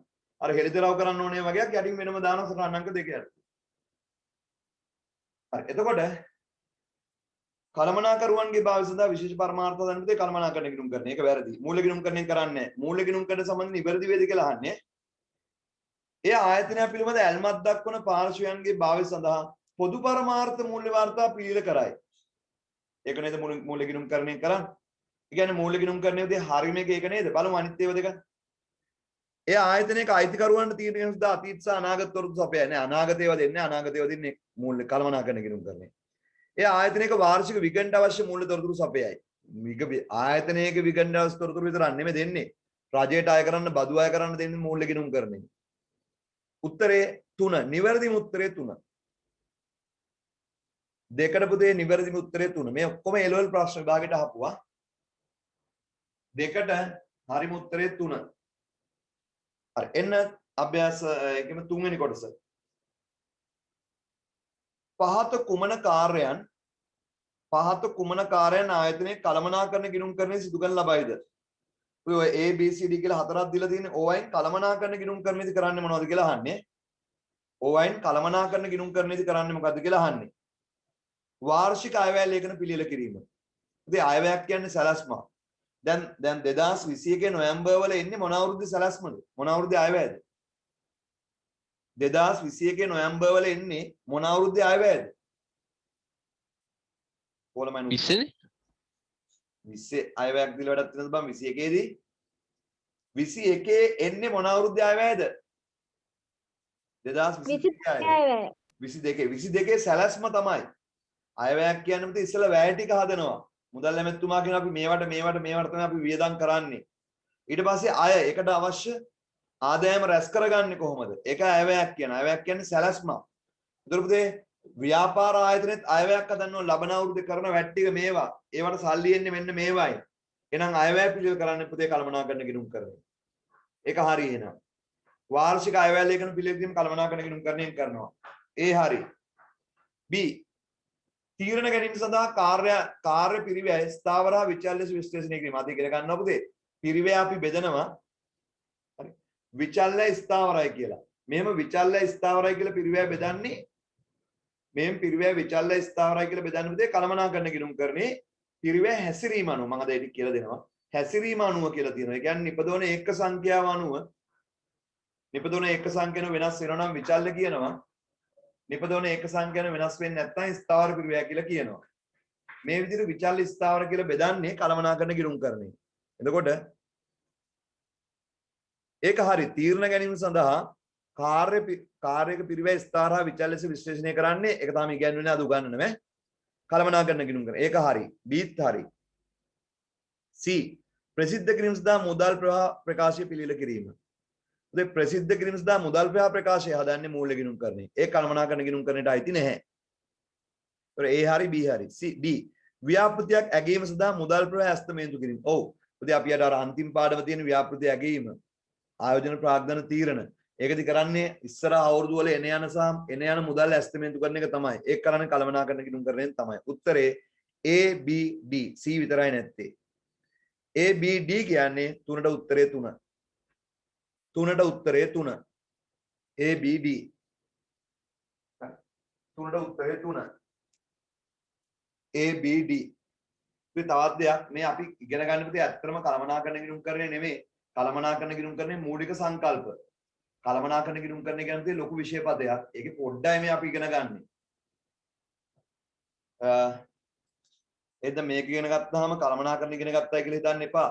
අපි පුතේ කළමනාකරණ ගිණුම් කරන්නේ මැනේජ්මන්ට් එකවුන්ටින් අපි ඉගෙන ගත්තේ කැම්පස් එකේ ෆයිනල් ඉයර්. හරි. එච්චර ඔයගලන්ට නැහැ. ඔයගලන්ට තියෙන මේ චූටි කොටස. ඒකේ මූලික සංකල්ප ටික විතරයි ඈ. හරි.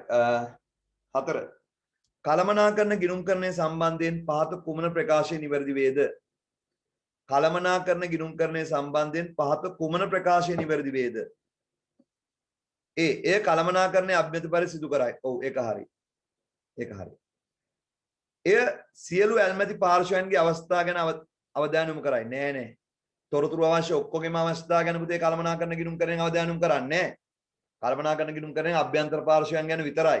B වැරදි. ඒ අනාගත කටයුතු සැලසුම් කිරීමට භාවිතා කරන ලබයි. C හරි. ඒ පොදුවේ පිළිගත් ගිණුම් කරන මූලධර්ම මත පීඩා තොරතුරු සපයයි නෑ. ඒව අවශ්‍ය නෑ. උත්තරේ එහෙනම් මොකද පුතේ?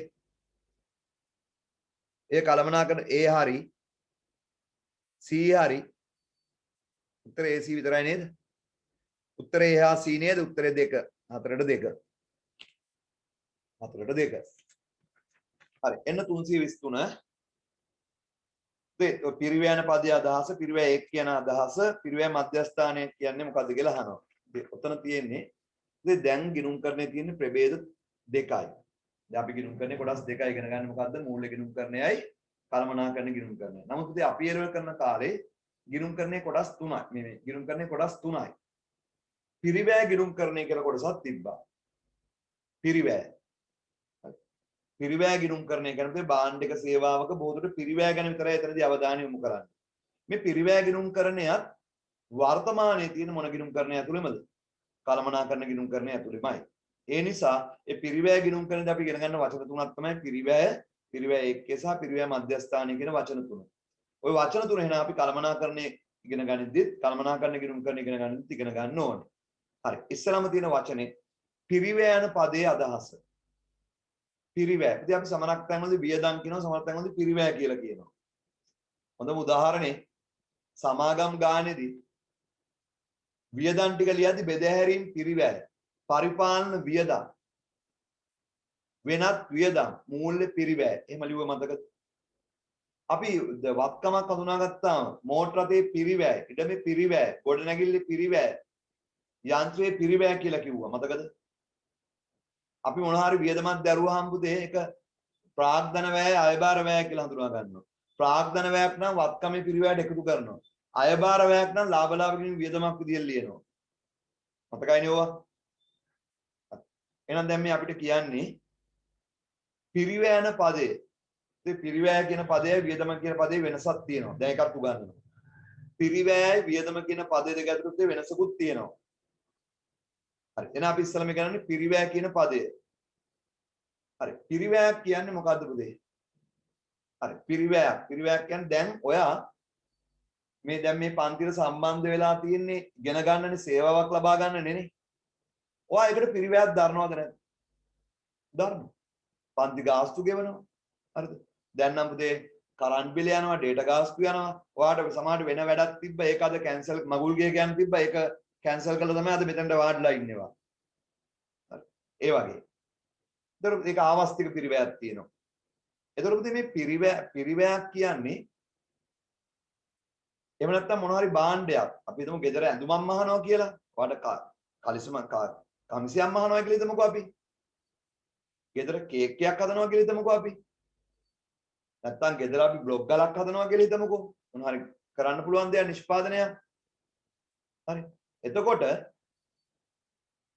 පිරිවැයක් කියන්නේ පුතේ භාණ්ඩයක් නිෂ්පාදනය කර ගැනීමට හෝ සේවාවක් ලබා ගැනීමට භාණ්ඩයක් නිෂ්පාදනය කර ගැනීමට හෝ සේවාවක් ලබා ගැනීමට කැප කරන සම්පත්වල මූල්‍යමය වටිනාකම. දැන් එතකොට ඔයා අද මේ පන්තිවල සහභාගී වෙනවා මේ සේවාව ලබා ගන්න ඔයාට සම්පත් ටිකක් කැප කරලා තියෙනවා. අන්නේ සම්පත් ටික මූල්‍යමය වශයෙන් අගය කරලා එකතු කරාම එන්නේ පිරිවැය. පිරිවැය කියන එක පුතේ ගණනය කරන්න පුළුවන්.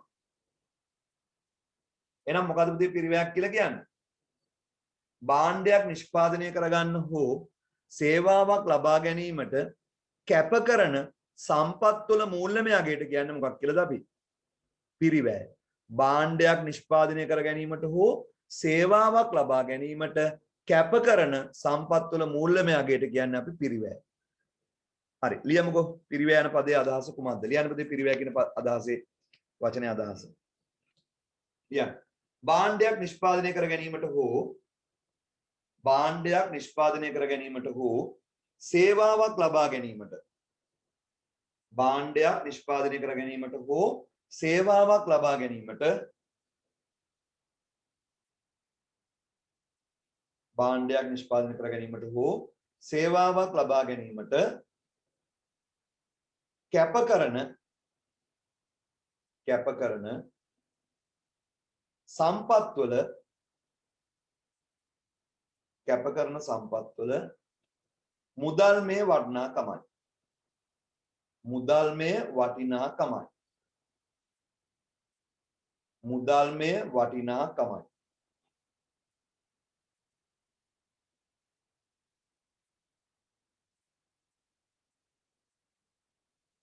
හරි.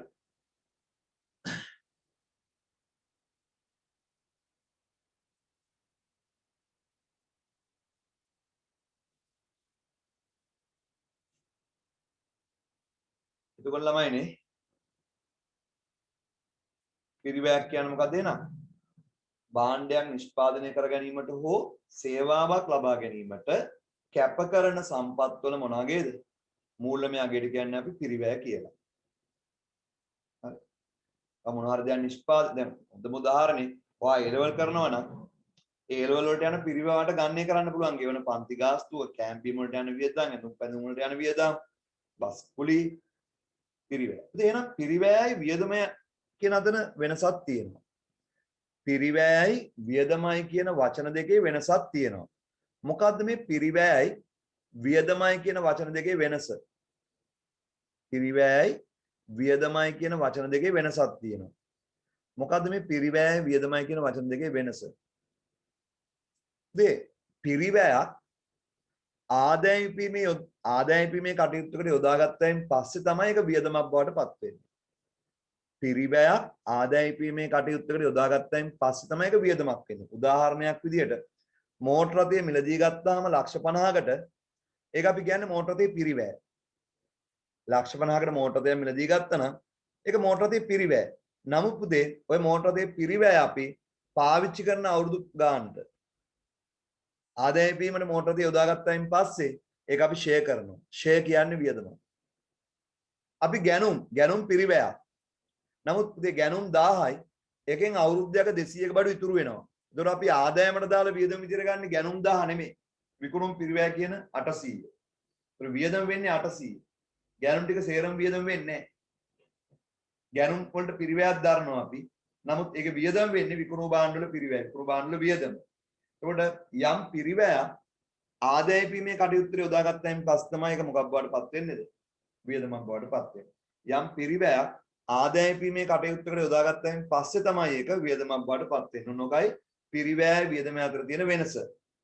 පිරිවැයක් ආදාය ඉපීමේ කටයුත්තට යොදාගත්තයින් පස්සේ තමයි ඒක වියදමක් බවට පත් වෙන්නේ. හරි. ඊට පස්සේ අහන වචනයක් පිරිවැය ඒකකය. ඒක නේද අපෙන් අහන්නේ? පිරිවැය ඒකකය කියන වචනේ. මොකද උදේ පිරිවැය ඒකකයක් කියලා කියන්නේ? හරි. පිරිවැය මනින්න පුළුවන් නේ. පිරිවැය මනිනවා කියලා කිව්වා. ඉතින් පිරිවැය මනින්න දැන් උදාහරණයක් විදිහට අපි ඇඟලුම් කර්මාන්තශාලාවක් කරනවා කියලා හිතමුකෝ. මේ ඇඟලුම් කර්මාන්තශාලාව අපි කමිස නිෂ්පාදනය කළා තමයි විකුණන්නේ. කමිස නිෂ්පාදනය කළා තමයි විකුණන්නේ. එතකොට අපේ ඇඟලුම් කර්මාන්තශාලාවේ අපි විකුණන්නේ කමිසයක්. ඒතර අපි හොයාගන්න ඕනේ කමිසයක පිරිවැය. ඒතර කමිසය කියන්නේ එතන පිරිවැය ඒකකය. හරි. අපි හිතමුකෝ අපි බේකරියක් කරනවා කියලා. බේකරියට අපි අපේ සම්පත් කැප කරනවා. ඒක තමයි පිරිවැය. එතකොට මේ බේකරියට යන පිරිවැය අපි මනින්න ඕනේ. අපි විකුණන්නේ බේකරිය නෙමෙයි. පාන් ගෙඩියක්, බනිස් ගෙඩියක්, කේක් කිලෝ එකක්. එහෙනම් පුතේ අපේ එතන පිරිවැය මනින්නේ අපි පාන් ගෙඩියකට යන පිරිවැය කීයද? බනිස් ගෙඩියකට යන පිරිවැය කීයද? කේක් කිලෝ එකකට යන පිරිවැය කීයද කියලා නේද අපි මනින්නේ. එතන පිරිවැය එක්ක. එතකොට පුතේ ඇඟලුම් කර්මාන්තශාලාවක පිරිවැය එක්ක වෙන්නේ කලිසම, කමිසය මොනවාරි නිෂ්පාදනය කරන ඒකකය. ඒතකොට අපි ගත්තොත් බේකරියක පිරිවැය එක්ක වෙන්නේ පාන් ගෙඩියක්, බනිස් ගෙඩියක්, කේක් කිලෝ එකක්. හරි. ඒ වගේ පුතේ පිරිවැය ඒකකයක් කියන්නේ මොකක්ද එහෙනම්? මේ පිරිවැය මනින්නේ යොදා ගන්න ප්‍රමාණාත්මක ඒකකය. අපි පිරිවැය මනින්නේ මොකද්ද? ඒක තමයි පිරිවැය ඒකකය. පිරිවැය මනින්නේ යොදා ගන්න ලබන ප්‍රමාණාත්මක ඒකකයකට කියන්නේ පුතේ අපි පිරිවැය ඒකකයක් කියලා. පැහැදිලිද? අපි ගත්තොත් මං බේකරියක පිරිවැය එක්ක තමයි පාන් ගෙඩිය, බනිස් ගෙඩිය, කේක් කිලෝ එක. ඇඟලුම් කර්මාන්තශාලාවක පිරිවැය එක්කේ තමයි කමිසය, කලිසම. හරි. එහෙනම් මට කියන්න සිනමා ශාලාවක පිරිවැය එක්කේ මොකද්ද? පිරිවැය එක්කයක් කියන්නේ පිරිවැය මනින්නේ මොකටද? ඒක තමයි පිරිවැය එක්කේ. පිරිවැය මනින්න යොදා ගන්න ප්‍රමාණාත්මක ඒකකයට කියන පිරිවැය ඒකකයක් කියලා. මට කියන්න සිනමා ශාලාවක පිරිවැය ඒකකය මොකද්ද? දර්ශන වාරයක පිරිවැය. පුතේ මට ඒක ඇහුන්නේ ආයිසර පොඩ්ඩක් කියනවද? දර්ශන වාරයක පිරිවැය. ඔව් පුතේ දර්ශන වාරයක පිරිවැය නැතුව පුතේ ඒක පුටුවක පිරිවැය නැතුව මේ සර් මේ ඔව් ඒ කියන්නේ අර ටිකට් එක විකුණන ගානේ අවසන් මිලනේ. නෑ. අපි බලන්නේ පුතේ සිනමා ශාලාවක බලන්නේ එක දර්ශන වාරයකට යන පිරිවැය. එක දර්ශන වාරයක් පෙන්වන්න ඒගොල්ලන්ට කොච්චර කොස්ට් එකක් යනවද? ඒක දැන් සිනමා ශාලාවක නම් තියෙන පුතේ මේ පිරිස මේ අවමයේ මෙච්චරක් හිටියේ නැත්තම් ඒගොල්ලන්ට ඒ දර්ශන වාරේ නොපෙන්නින්න පුළුවන්. ඇයි ඒ? ඒගොල්ලගේ අවම පිරිවැයත් ආවරණය වෙන්නේ නැති නිසා. දර්ශන වාරයක්. බස් එක බස් එකක් පාරට දාලා දුවනවා. ඒක පිරිවැය එක්ක විදිහට ගන්නෙ මොකද්ද? ඔයා පිරිවැය මනින්නේ මොකටද? ගමන් වාරයක. එක ගමන් වාරයකට. ඔයාලා ගමන් වාරයකට පෙට්‍රල් කොච්චර යනවද? ඩීසල් කොච්චර යනවද? ගමන් වාරයකට රියදුරක වැටුප කීයද? කොන්සන්ට්‍රේටර් වැටුප කීයද? ටයර් කොච්චර වේස්ටේජ් එකක් වෙනවද? එක ගමන් වාරයක්. හරි. එතකොට මට කියන්නකෝ කැම්ප් එකට හදන තැනක දර්ශන මේ ගමන් මොකද්ද පිරිවැය එක්කේ වෙන්නේ?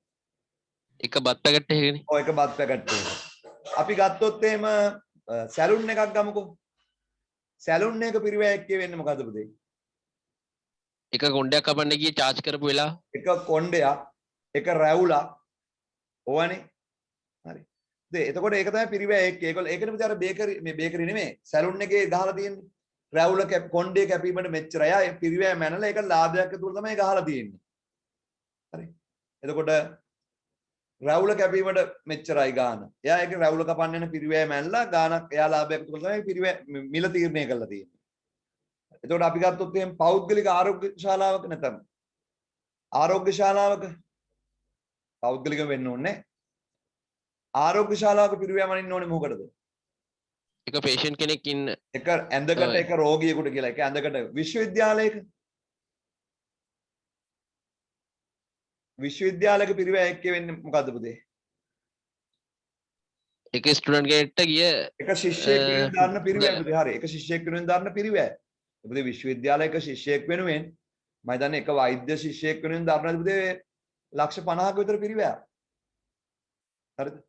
ඒ අවුරුදු 5ට අවුරුදු ලක්ෂ 50කට වඩා පිරිවැයක් දානවා පුතේ එක ශිෂ්‍යයෙක් වෙනුවෙන් රජයේ. කොමර්ස් කළ මැනේජ්මන්ට් ශිෂ්‍යයෙක් වෙනුවෙන් පුතේ එහෙම තමයි. ලොකු පිරිවැයක් දානවා. ඒ කියන්නේ පුතේ ශිෂ්‍යයා වෙනුවෙන් නෙමෙයි මුළු විශ්වවිද්‍යාල පද්ධතියම ක්‍රියාත්මක ලෙක්චර්ස් වලට ගෙවන වැටු ඒගොල්ලන්ගේ දෙන නිල නිවාස ඒව පාපුතේ අන්තිමට බලන්න ඕනේ ශිෂ්‍යයෙකුට යන වියදමට. පිරිවැය එක්කේට අදාළ තමයි පිරිවැය මනින්න ඕනේ. හරි. එහෙනම් අපි ලියමු පිරිවැය එක්කේ කියන එක. භාණ්ඩයකට හෝ සේවාවකට අදාළව භාණ්ඩයකට හෝ සේවාවකට අදාළව පිරිවැය මැනීමට භාණ්ඩයකට හෝ සේවාවකට අදාළව පිරිවැය මැනීමට යොදා ගන්නා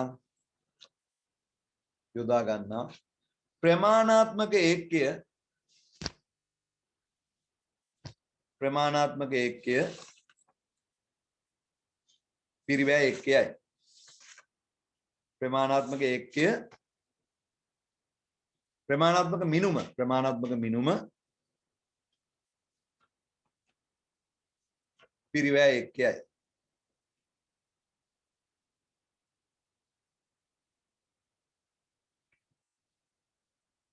ප්‍රමාණාත්මක ඒක්කය කිව්වත් හරි පිරිවැය ඒක්කයයි.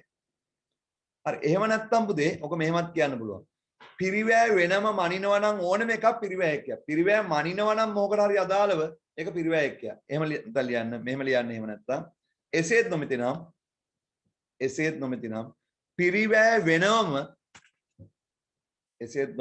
පිරිවැය වෙනම මිනුම් කරන ඒ කියන්නේ මනින කියන එක පිරිවැය වෙනම මිනුම් කරන ඕනෑම ක්‍රියාවලියක් එසේත් නොමැතිනම් පිරිවැය වෙනම මිනුම් කරන ඕනෑම ක්‍රියාවලියක්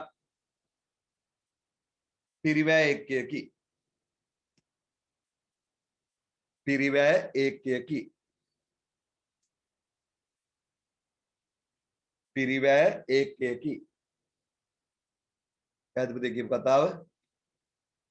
පිරිවැය ඒක්කයකි. හරි. ගැටලුවක් නැතුව පැහැදිලි නේද පුතේ ඔක්කොම මේක? පිරිවැය වෙනම මන්නෝ නම් ඒක පිරිවැය ඒක්කයක්. හරි. ඊට පස්සේ වචනේ පුතේ පිරිවැය මධ්‍යස්ථානය. තුන්වෙනි එකට එන්නේ පිරිවැය මධ්‍යස්ථානය යන පදයේ අදහස කුමක්ද? පුතේ පිරිවැය මධ්‍යස්ථානය කියන්න කලින් මම පිරිවැය මධ්‍යස්ථානට උදාහරණ කියලා ඉන්නම්. එතකොට ඔයාලට පැහැදිලි වෙනවා. පිරිවැය මධ්‍යස්ථානය කියන උගන්වන්න කලින් පිරිවැය මධ්‍යස්ථානට උදාහරණ කියලා ඉන්නම් පුතේ. එතකොට ඒක ගොඩක් පැහැදිලි වෙනවා ඈ. පිරිවැය මධ්‍යස්ථානයකට උදාහරණ කිව්වහම. හරි. අපි ගමුකෝ ඇඟලුම් කර්මාන්තශාලාව. ඒ ඇඟලුම් කර්මාන්තශාලාවේ පිරිවැය මනින්නේ ඔයා. ඇඟලුම් කර්මාන්තශාලාව පිරිවැය යනවා. මනින්නේ කමිසයකට කලිසමකට ගියේ එකනේ. ඒක තමයි පිරිවැය ඒකක. ඇඟලුම් කර්මාන්තශාලාවක තියෙන පිරිවැය මධ්‍යස්ථාන තමයි පුතේ. ඇඟලුම් කර්මාන්තශාලාවක තියෙන පිරිවැය මධ්‍යස්ථානය තමයි රෙදි කැපුම් අංශය, රෙදි මැහුම් අංශය, ඇසුරුම් අංශය, කාර්යාලය. ඒක තමයි පිරිවැය මධ්‍යස්ථාන. හරි. තවත් ඔයගොල්ලන්ව සමීප කරලා ගන්නම්කෝ මම. බේකරිය. අපි හිතමු මේ බේකරිය හදන්නේ පුතේ පාන් විතරයි ඈ. මේ බේකරිය හදන්නේ පාන් විතරයි. පාන් විතරක් හදන බේකරිය. එහෙනම් ඒකේ පිරිවැය එක්කේ වෙන්නේ පාන් ගෙඩියනේ. පාන් විතරක් හදන බේකරියක් කේක් බනිස් මුකුත් හදන්නේ නැහැ. පාන් විතරයි හදන්නේ කියලා හිතන්නකෝ. ඒ පාන් විතරක් හදන බේකරියේ පිරිවැය එක්කේ වෙන්නේ පාන් ගෙඩිය. ඒකේ පිරිවැය මධ්‍යස්ථාන කිහිපයක් තියෙනවා. පිරිවැය මධ්‍යස්ථාන කිහිපයක් තියෙනවා. මම බේකරියක පිරිවැය මධ්‍යස්ථානට උදාහරණ කිහිපයක් කියන්නම්. බක්කරේ. බක්කරේ කියන්නේ පිරිවැය මධ්‍යස්ථානය. දැන් ප්‍රශ්නේ. බක්කරේ කියන්නේ මොකද්ද කියලා දන්නේ නැහැ. ඉතින් බක්කරේ කියන්නේ කාටද? බක්කරේ කියන්නේ කාටද? ඔයගොල්ලෝ ඔය පාන කියලා කියන්නේ පාන් හදන එක්කෙනා. බේකරියේ වැඩ කරන එකට ඔයගොල්ලෝ කියන්නේ පාන කියලානේ. හරි. පුතේ බේකරියේ වැඩ කරන එක්කෙනාගේ පුතේ හරි වචනේ බක්කරේ. ඉංග්‍රීසියෙන් අපි බේක කියලා කියන්නේ. බේක කියන වචනේ සිංහලට හැරුවම බක්කරේ. හරි. ඔයගොල්ලෝ කියන්නේ පාන කියලා බේකරියේ වැඩ කරන එක. පාන නෙමෙයි උගේ නම. හරිද? බක්කරේ. ඒතර පුතේ බක්කරේ කියන්නේ බේකරියක පිරිවැය මධ්‍යස්ථානයක්. ඒකට මම හේතුව කියන්නම්. හරි. මම උදාහරණ ඉස්සෙල්ලා කියනවා කිව්වනේ. බක්කරේ කියන්නේ පිරිවැය මධ්‍යස්ථානය. තව පෝර්ණුව. පෝර්ණුව. දර පෝර්ණු තියෙනවා. හරිද? එතකොට සවනක් කාට පුතේ අවන් එකක් තියෙනවා. දැන් පෝර්ණුව අනේ දැන් අවන් එකක් තියෙනවා. කොහොම හරි පුතේ ඒක එක්කෝ පෝර්ණුව කිව්වොත් එක්කෝ ස්ථානයක් අවන් එක කිව්වොත් යන්ත්‍රයක් නේ. හරි. පෝර්ණුවක් නැත්නම් අවන් එකක් තියෙනවා. ඒක පිරිවැය මධ්‍යස්ථාන. ඒක යන්ත්‍රයක්. අපි අවන් එක කියලා ගමුකෝ යන්ත්‍රයක්. හරි. තව ඒක එතකොට බක්කරේ පිරිවැය මධ්‍යස්ථානයක්. අවන් එක කියන්නේ යන්ත්‍රයක් පිරිවැය මධ්‍යස්ථානයක්. පිටිසැකසුම් යන්ත්‍රය. පිටිසැකසුම් යන්ත්‍රය කියන්නේ පුතේ පාන් හදන්න කලින් අර මෝලිය අනා ගන්න එපා පුතේ. පාන් හදන්න කලින් පිටි මෝලිය අනා ගන්න ඕනේ. ඕක දැන් පුතේ කරන්නේ මොකද්ද? අර කේක් හදද්දිත් පුතේ දැන් මැෂින් එකක ගන්නවා වගේ ඒක බේකරි එක ලොකු මැෂින් එකකින් කරන්නේ. හරි. පිටිසැකසුම් යන්ත්‍රයක්. හරි. පිටිසැකසුම් යන්ත්‍රයක් තියෙනවා. ඒක එතකොට මොකද්ද? පිරිවැය මධ්‍යස්ථානය. ඉස්සර මේ පෝර්ණුව ගත්තොත් ස්ථානයක්. බක්කරේ ගත්තොත් පුද්ගලයෙක්. පෝර්ණුව ගත්තොත් ස්ථානයක්. හරිද? එතකොට පිටිසැකසුම් යන්ත්‍රය ගත්තොත් ඒක යන්ත්‍රයක්. පුතේ ඉස්සර පිටිසැකසුම් යන්ත්‍ර නෙමෙයි තිබ්බේ. බේකරි වල තිබ්බේ දිග මේසයක්. ඒකේ තමයි උන් නිදිය ගන්නෙ, කන්නේ බොන්නේ ඔක්කොම කරන්නේත් ඒකද රැයට නිදිය ගන්න බේකරි වල වැඩ කරනුන් මේ මේස උඩම තමයි හරි. පුතේ ඉස්සර පිටිසැකසුම් යන්ත්‍ර තිබ්බේ නෑ. ඉස්සර කරේ මොකද්ද? පිටි ටික දාලා වතුර අර සිමෙන්ති යනවා වගේ පුතේ දෙපැත්තෙන් මෙහෙම අත් වලින් දෙන්නෙක් මෙහෙම අනනවා. හරිද? ඔක තමයි රැයට පුතේ පිටි ටික මෝලිය හදාගන්නේ. හදාගෙන ලුණු එහෙම ඕනේ නෑනේ. ලුණු එහෙම ඕනේ නෑනේ. ලුණු එහෙම ඕනේ නෑ. මෙච්චරයි. එහෙම දැම්ම ලුණු තමයි. හරි මිනිස්සු පුතේ ඔය ස්වභාවික දේවල් වලට හරි ආසයි කියලා කියන්නේ නේ. මිනිස්සු දරපෝර්ණු පාන් ඔය යන්නේ ඒකනේ. හරි මිනිස්සු පුතේ ඒ ස්වභාවික දේවල් වලට දැන් රසායනික ඕනේ කාබනික ඕනේ කිය යනවනේ. හරි මම ඒකට හොඳම උදාහරණයකුත් කියන්නම්කෝ. මිනිස්සු අර ස්වභාවික දේවල් වලට හරි ආසයි. මේ ස්කොට්ලන්ඩ් විස්කි එකක් විස්කි කියලා මිනිස්සු බොන්නේ. හරි. මේ ස්කොට්ලන්ඩ් නම් තියෙන හොඳම විස්කි තියෙනවා කියලා කියන්නේ. මම දන්නේ නැහැ. එම කියනවා. හරියද? එතකොට කමෙන්ට් එකේ තියෙනවා. හරිද? ඔය සමන්සලාගෙන් දනුසලාගෙන් අහන්න ඒගොල්ලෝ දන්නවා. හරි. එතකොට සමන්ජස කිව්වේ නම් සර් ගෙදර තියනවා කියලා. නෑ නෑ අපේ ගෙදර මුකුත් නැත. හරි ආගන්න. ඒ බොරු. හරිද? එතකොට සමන්සලා දනුස නම් ගහන්නේ කසියක්. ඒ වැඩක් නෑ. එයා මේ ඒ බලංගොඩ පැත්තේ කැලේ මේ පුතේ එතකොට ස්කොට්ලන්ඩ් විස්කි කියලා තියෙනවා පුතේ. ඒකෙදි එක පුතේ දැන් විස්කි ඒ පුතේ පරණ වෙන්න මධ්‍යසාර පරණ වෙන්න පුතේ අර හල් මිල්ල පීප් වල දාලා තියෙනවනේ පීප් කියන්නේ පුතේ ලොකු ගුදම් ඈ. ඒවයි පරණ වෙන්න දානවා. දාලා තමයි ඒවා ඊට පස්සේ පුතේ බෝතල් කරන්නේ. කොහොම හරි මේ ස්කොට්ලන්ඩ් එක විස්කි එක ඔයගොල්ලෝ අහලත් ඇති සමහරවල් මේ කතාව. ස්කොට්ලන්ඩ් එක විස්කි එක හරිද? ඒක පීප් එක තිබ්බ එකට ලොකු ඉල්ලුමක් තිබ්බලු. මිනිස්සු ඉල්ලන්නේ මේකලු. අර නිෂ්පාදනයෙන් දෙන්න ඒකෙන් දෙන්න කියලා පුතේ මිනිස්සු ඉල්ලන්නේ මේකලු. ඒ තරම් මිනිස්සුන් ඉල්ලුමක් තිබ්බලු. කොහොම හරි පුතේ අන්තිමට ඒ පීප් ඉවරුණායින් පස්සේ දැන් මිනිස්සු මේ ඉල්ලුම ඇයි කියලා බලන්නත් එක්ක පුතේ ඒක ඉවරුණායින් පස්සේ බැලුවලු පීප්පේ අඩිය පුතේ මොකද්ද තිබිලා තිබ්බේ? මිනිස් ඇට සැකිල්ල. ඒ කියන්නේ පුතේ මිනිහෙක් ඒකට වැටිලා දිය වෙලා.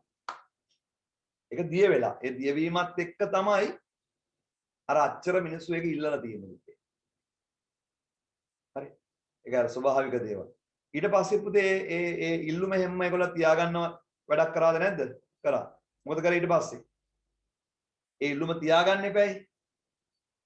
ඒ ඉල්ලුම තියාගන්න මොකද්ද පුතේ ඊට පස්සේ කරලා තියෙන්නේ? ඒ හැම පීප් එකටම ඊට පස්සේ මිනිහ මරලා දානවද? නෑ. මොකෙද දාන්නේ? අශ්වයෙක්. ඔව් පුතේ. අශ්වයෙක් නේද? අශ්වයෙක් දානවා. ඒ හැම එකටම පුතේ හැම එකම එක මේ වෙන්න අශ්වයෙක් දිය වෙන අශ්වයෙක් දානවා. අන්තිමට අශ්වය දිය වෙනවා. ඒ සැරට පුතේ හැමම දිය වෙනවා. හරි. ඒ පුතේ සැරට දිය වෙනවා. බාන් ධනුස්සලයි මූණවල් එහෙම පුතේ මේවා බැහැලා දිය වෙලා තියෙනවා. සමන්සලයි මූණවල් බලන්න. මේ මාව දැක්කම මේ හිතෙනවද ඔයගොල්ලන්ට? බොරුනේ. දියලා කියන්නේ හකු බහැලා තියෙන්නේ. ඔව් ඒක තමයි. මේ මිනිස්සුන්ගේ පුතේ මේ මිනිස්සුම දැක්කම එහෙම වෙනවා. දැක්කම ඒක කියත හැකි. බලන්නකෝ. හරි. මාව දැක්කම පේනවනේ පුතේ මේ. හරි.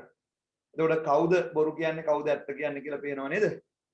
හරි. එතකොට පුතේ අහගෙන ඉමු දැන්. ඒවා දිය වෙනවා. සැරට ඒවා දිය වෙනවා. කොහොම හරි දැන් අස්වැද්ද දානවා පුතේ. ඒකනේ ගැව්වාම අස්වැය වගේ සමරක් උන් දඟලන්නේ. හරිද? අස්වැය වගේ දඟලනවා. ඒ අස්වැය වැඩිච්ච නිසා. දැන් පුතේ ගමේ ගොඩේ බඩුවලත් ඕවා තියනවද නැද්ද? කසියවල. ඔව් ගමේ ගොඩේ බඩුවල පුතේ ඕවා තියෙනවා. ඒත් ඔය විදිහම තමයි වෙන්නේ වැඩේ. හරි. ඒවා පුතේ කැලවල් වල පෙරන්නේ.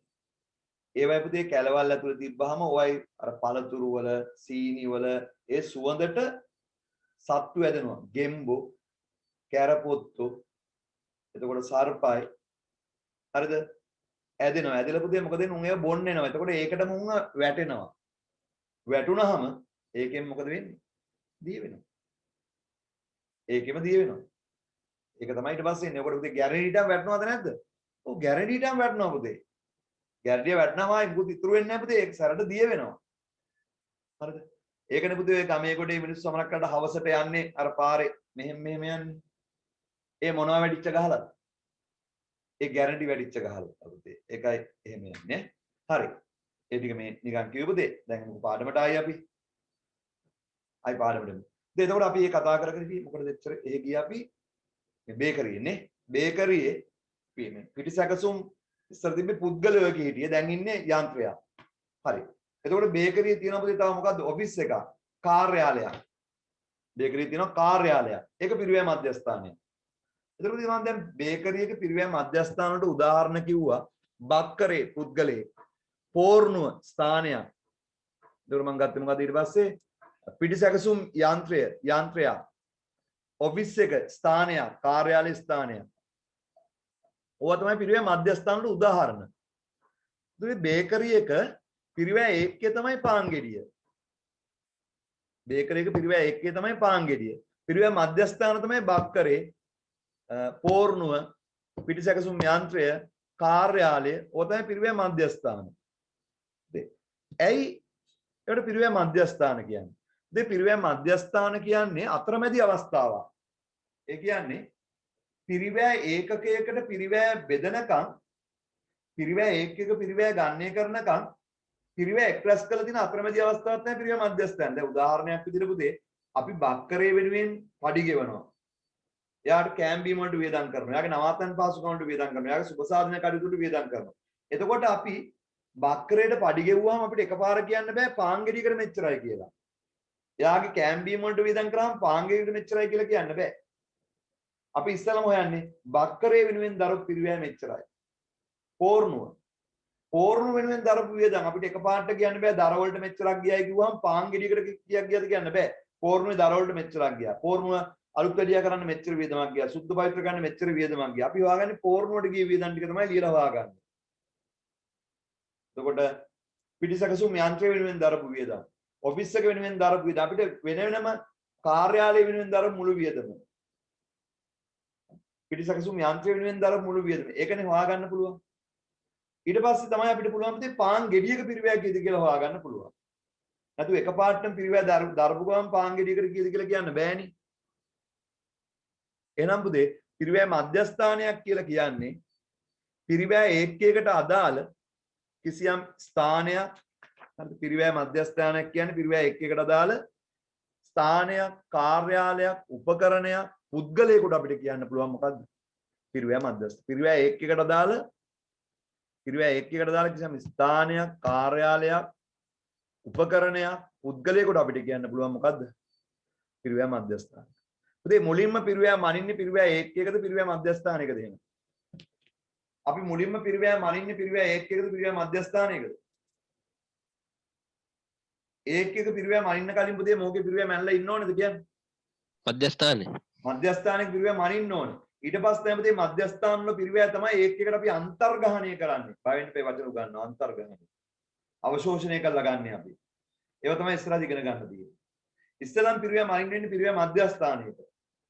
එහෙනම් පුතේ පිරිවැය මධ්‍යස්ථානයක් කියන්නේ පිරිවැය ඒකකකට අදාළ ස්ථානයක්, කාර්යාලයක්, උපකරණයක් හෝ පුද්ගලයෙකුට අපිට කියන්න පුළුවන් පිරිවැය මධ්‍යස්ථානය. පිරිවැය මධ්‍යස්ථානයක පිරිවැය අපි පිරිවැය ඒකකකට පසු අවස්ථාවකදී බෙදෙනවා. එහෙනම් පිරිවැය මධ්‍යස්ථානයක් කියන්නේ පිරිවැය එක්රැස් කරලා තියෙන අතරමැදි අවස්ථාවක්. පුතේ තව වචන. පිරිවැය මධ්‍යස්ථානයකට පිරිවැය ඒකකයක් කියලා කියන්න බැරිද? පිරිවැය මධ්‍යස්ථානය පිරිවැය ඒකකයේ විදිහට ගන්න බැරිද? කියන්න බැරිද පුළුවන්ද? පුළුවන් නේද සර්? පුළුවන්. ඇයි? පිරිවැය ඒකකයක් කිව්වේ මොකද්ද? පිරිවැය වෙනම මනින ඕනෙම ක්‍රියාවලියක් පිරිවැය ඒකකයක් කිව්ව මතකද මම? පිරිවැය මනින්න යොදා ගන්න ප්‍රමාණාත්මක ඒකකයට කිව්වේ පිරිවැය ඒකකයක් කියලා කිව්වද නැද්ද?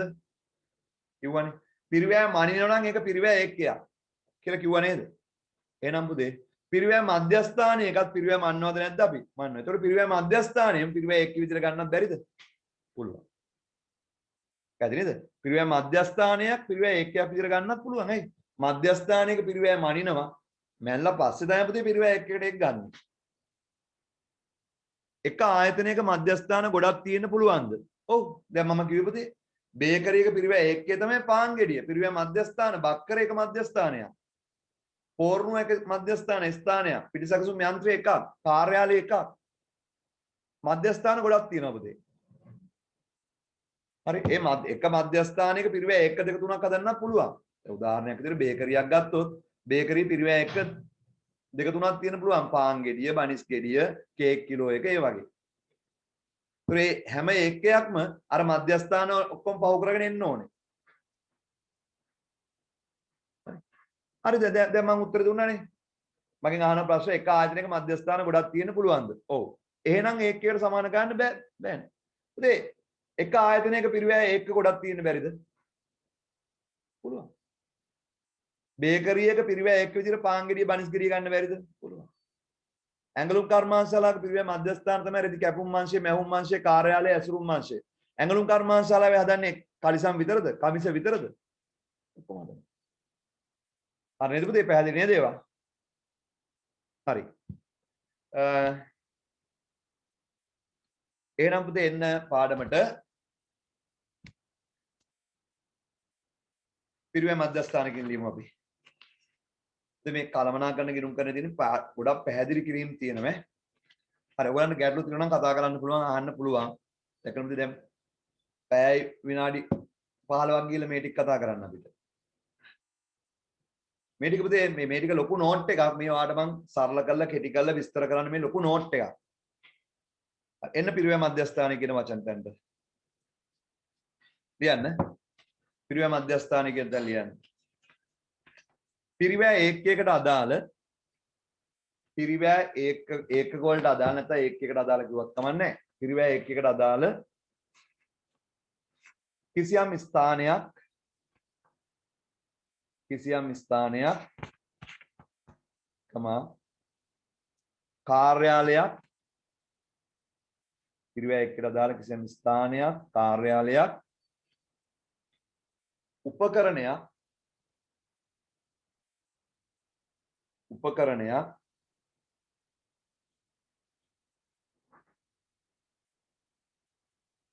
හෝ පුද්ගලයෙක් පිරිවැය මධ්‍යස්ථානයක් වේ. පිරිවැය මධ්‍යස්ථානයක් වේ.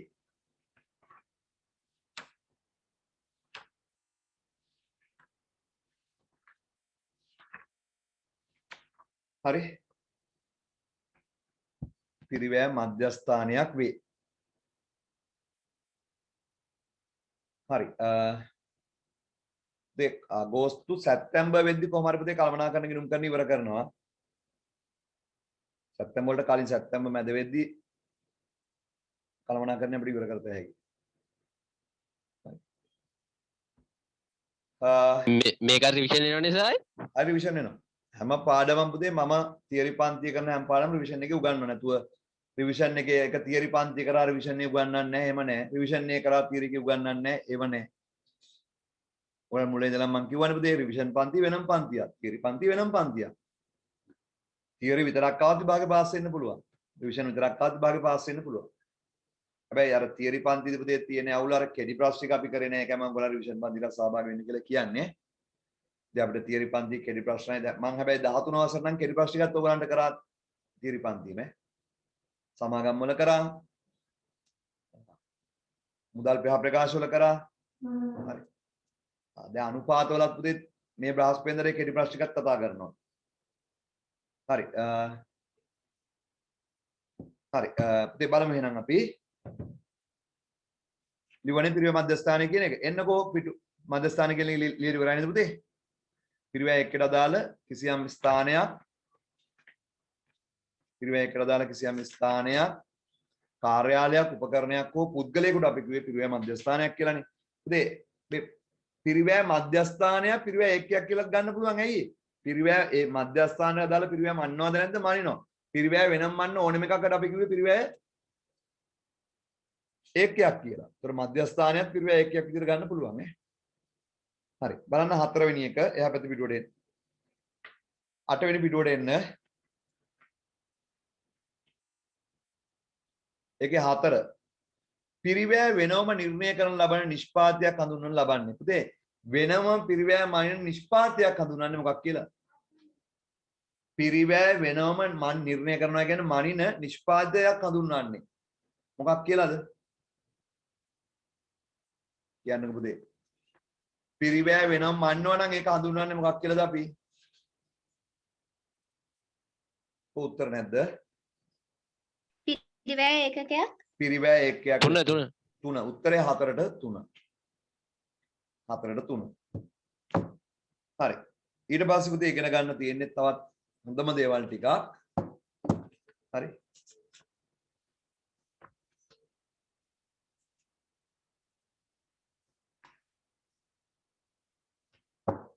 හරි පිරිවැය වර්ගීකරණය හරි ඒක නම් නෝට් එක තියෙනද ඒකෙත් ප්‍රශ්න තියෙනවා කරන්න මම කිව්වා අද තනිකර පුතේ නෝට් එකක් සටහන් ටිකක් අපිට කතා කරන්න තියෙන්නේ ගණන් හදන්න නෙමෙයි ලබන සතිය ගණන් හදන්න තියෙන්නේ ලබන සතියල පුතේ මේ පාඩමේ ගණන් හදන්න තියෙන ඒතකොට වෙලාව යනවා දැනෙන්නේ නැහැ ටප්පක් කරලා ඉවර කරගත්තා නමුත් මේ ටිකනොත් පුතේ ප්‍රශ්න අහනවා ඒකයි ගොඩාක් කරන්න පුතේ මේ කලමනාකරණ ගිණුම් කරන්නේ මේ ටික උගන්වන්නේ නැහැ මේ විස්තර ටික නැහැ අර ගණන් හදනේව තියෙනවා 5 for WAC ඒව හිතන් තියෙනවා පුතේ 5 for WAC තොග මට්ටම් ඔය ගණන් ටික හදලා කළමනාකරණ කිරීම කරන්න ඉවරයි කියනවා. හරි. එහෙම වැඩක් නෑ පුතේ. පිරිවැය වර්ග කිරීම. පිරිවැය වර්ගීකරණය.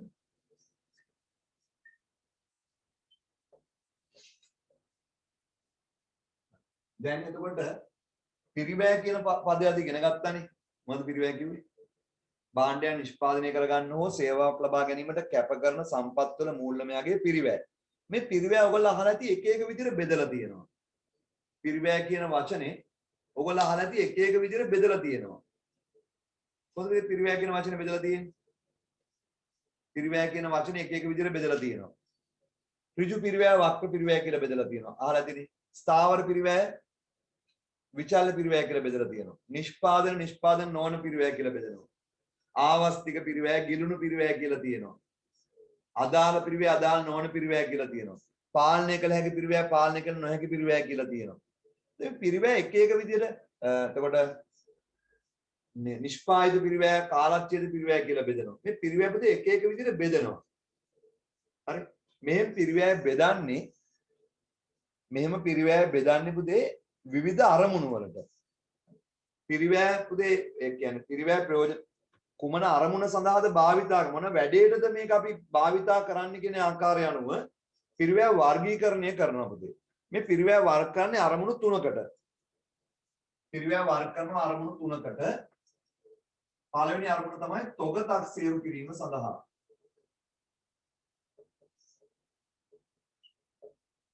තොග තක්සේරු කිරීම සඳහා.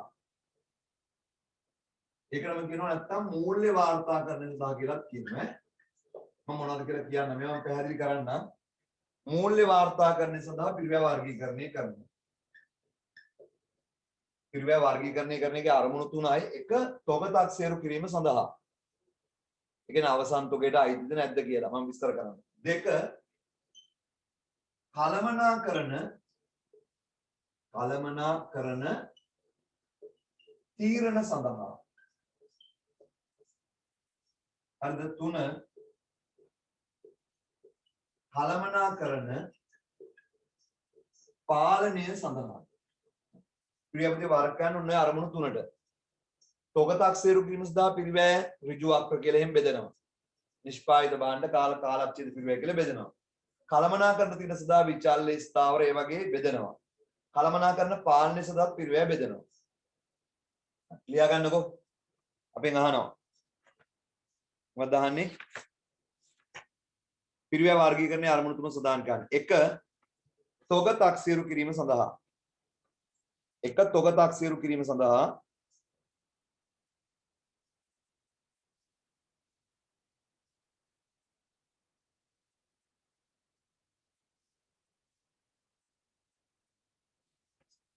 හරි. තොග තක්සේරු කිරීම සඳහා. තොග තක්සේරු කිරීම සඳහා. තොග තක්සේරු කිරීම සඳහා. ඒකේ අර්ථය වරහන් තුල ලියා ගන්න මූල්‍ය වාර්තාකරණය සඳහා කියලා ලියා ගන්න. තොග තක්සේරු කිරීම සඳහා එහෙම නැත්නම් මූල්‍ය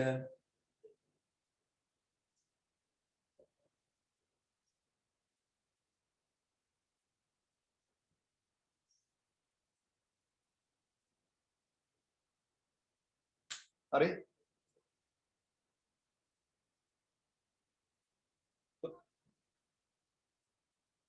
තොග තක්සේරු කිරීම සඳහා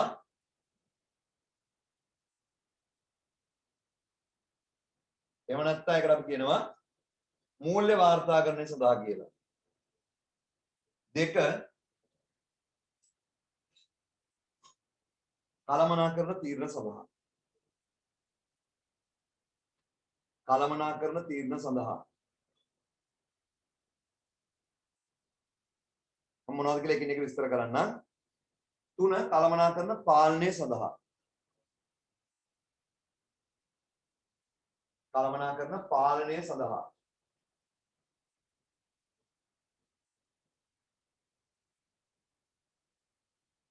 කළමනාකරන පාලනය සඳහා. හරි. දැන් එහෙනම් මම ඉස්සෙල්ලාම පළවෙනි වර්ගීකරණයට එන්නම්. අපි පිරිවැය වර්ගීකරණය කරනවා තොග තක්සේරු කිරීම සඳහා. තොග තක්සේරු කිරීම සඳහා පිරිවැය වර්ගීකරණය කරනවා. මොකද මේ තොග තක්සේරු කිරීම? එහෙම නැත්නම් මේකට කියනවානේ මූල්‍ය වාර්තාකරණය සඳහා. හරි. මේ තොග තක්සේරු කිරීම සඳහා කියලා කියන්නේ දැන් අවසන් තොගයට සමහරක් වියදම් ගන්නවා. හරි. තොග පිරිවැයට අවසන් තොගයක පිරිවැයට අයිති වියදම් මොනවද? මිලදී ගැනුම් පිරිවැය, පරිවර්තන පිරිවැය, අනිකුත් පිරිවැය. මතකයි නේවට මිලදී ගැනුම් පිරිවැයට අයිති මොනවද? පරිවර්තන පිරිවැයට අයිති මොනවද? හරි ඒවා අපි LKS දෙකේදී කතා කරානේ. තොග පිරිවැයට ගන්න නැහැ කිව්වා. ද්‍රව්‍ය ශ්‍රමයේ පොදුකාර්ය පිරිවැය අසාමාන්‍ය අපතේ ගබඩා වියදම්, පරිපාලන පොදුකාර්ය වියදම් ගන්න නැහැ කිව්වා. බෙදාහැරීමේ පොදුකාර්ය වියදම් ගන්න නැහැ කිව්වා. ඒ විදිහට මෙන්න මේ විදිහට තොගයට අවසන් තොගයට අයිතිද නැ අවසන් තොගයට සමහරක් වියදම් ගන්නවා සමහරක් වියදම් ගන්න නැහැ. මේ අවසන් තොගය ගන්නේට ගන්නවද නැද්ද කියන ආකාරය අනුව පිරිවැය වර්ගීකරණය කරනවා අපි. ඒකට කියනවා තොග තක්සේරු කිරීම සඳහා පිරිවැය වර්ගීකරණය. ඇයි පුතේ? වෙනදා ලාභ ගිණුම හදද්දී විකුණුම් වලින් අඩු කරන්නේ ගැනුම් නෙමෙයි. විකුණුම් පිරිවැය. විකුණුම් පිරිවැය හොයාගන්න ගැනුම් වලින් අවසන් තොගය අඩු කරන්න ඕනේ. එතකොට අවසන් තොගයට සමහරක් වියදම් ගන්නවා සමහරක් වියදම් ගන්නේ නැහැ.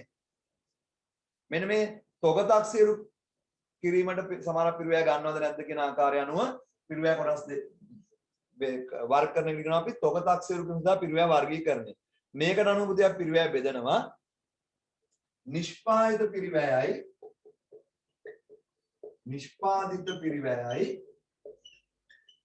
හා කාලච්ඡේද පිරිවැය කියලා. කාලච්ඡේද පිරිවැය. මේ කාලච්ඡේද පිරිවැයටම තව නමක් තියෙනවා කාල පිරිවැය කියන්නේ මේකටම තමයි.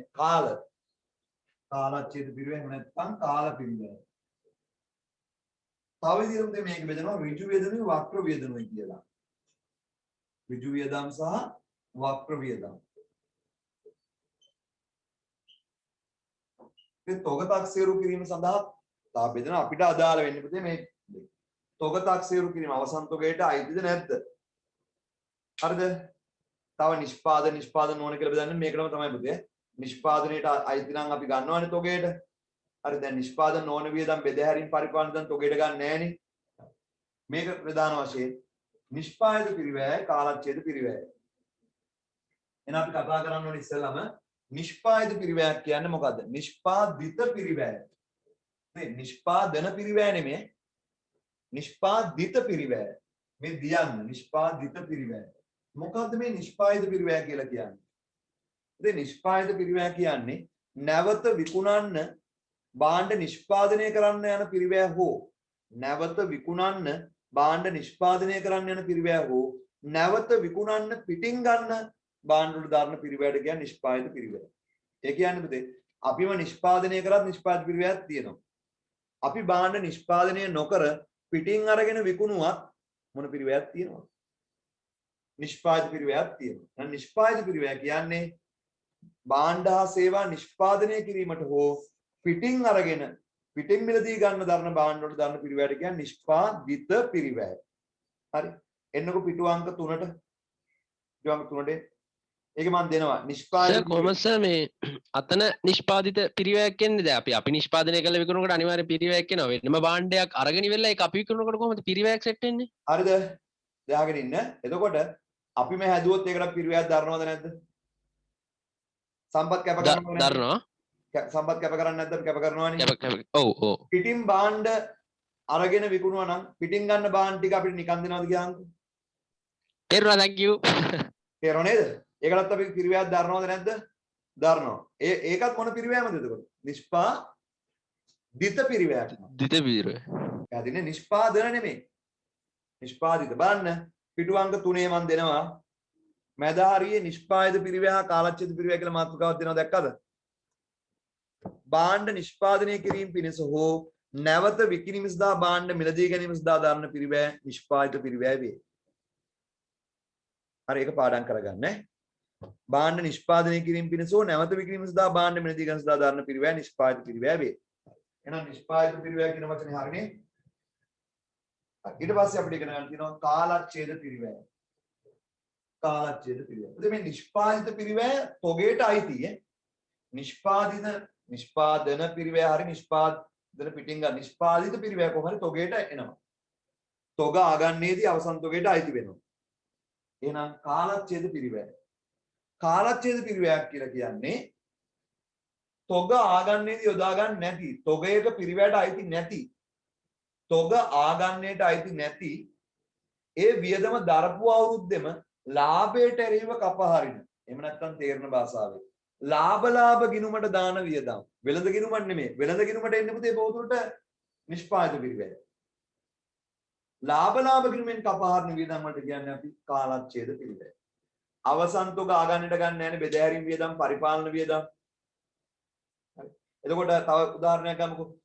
අමුද්‍රව්‍ය තොගයක් හානි වුණායි කියලා හිතන්නකෝ. බඩු තොගයක් හානි වුණායි කියන්නකෝ. ඒතර ඒක නිෂ්පාදිත පිරිවැයට අයිති වෙන්නේ නැහැ. ඒව විකුණුවේ නැහැනේ, තොගයට අයිති නැහැ. ඒ ටික අපි වෙළඳ ගිණුමෙන් අඩු කරලා ලාභ ගිණුම වෙනත් වියදම් තුල ලියනවනේ. ඒක ඒ අවුරුද්දේම අහන්න, ඒ අවුරුද්දේම කපහැරියා. ලාභ ගිණුමට එරෙහිව කපාරන වියදම් පුතේ කාලච්ඡේද පිරිවැය. බලන්න මම දීලා තියෙනවා කියවන්න. තොග ආගන්නේදී අදාළ කර නොගන්නා පිරිවැය හටගත් වර්ෂයේදීම ආදායමට එරෙහිව ලාභ ගිණුමෙන් කපාරන ලබන පිරිවැය කාලච්ඡේද පිරිවැය වේ. හරි නේද? ඊට පස්සේ එහෙනම් ඔය වචන දෙක දැනගත්තාම ඇති. තොග තක්සේරු කිරීම සඳහා පිරිවැය වර්ගීකරණය කරනවා නිෂ්පාදිත පිරිවැය කාලච්ඡේද පිරිවැය. දැන් නිෂ්පාදිත පිරිවැය කාලච්ඡේද පිරිවැය කියන වචන දන්නවනේ. තොග තක්සේරු කිරීම සඳහාම තව පිරිවැය බෙදනවා ඍජුයි වක්‍රයි කියලා. ඍජු වියදම් වක්‍ර වියදම්. හරි. ඍජු වියදමක් කියන්නේ මොකද්ද පුතේ?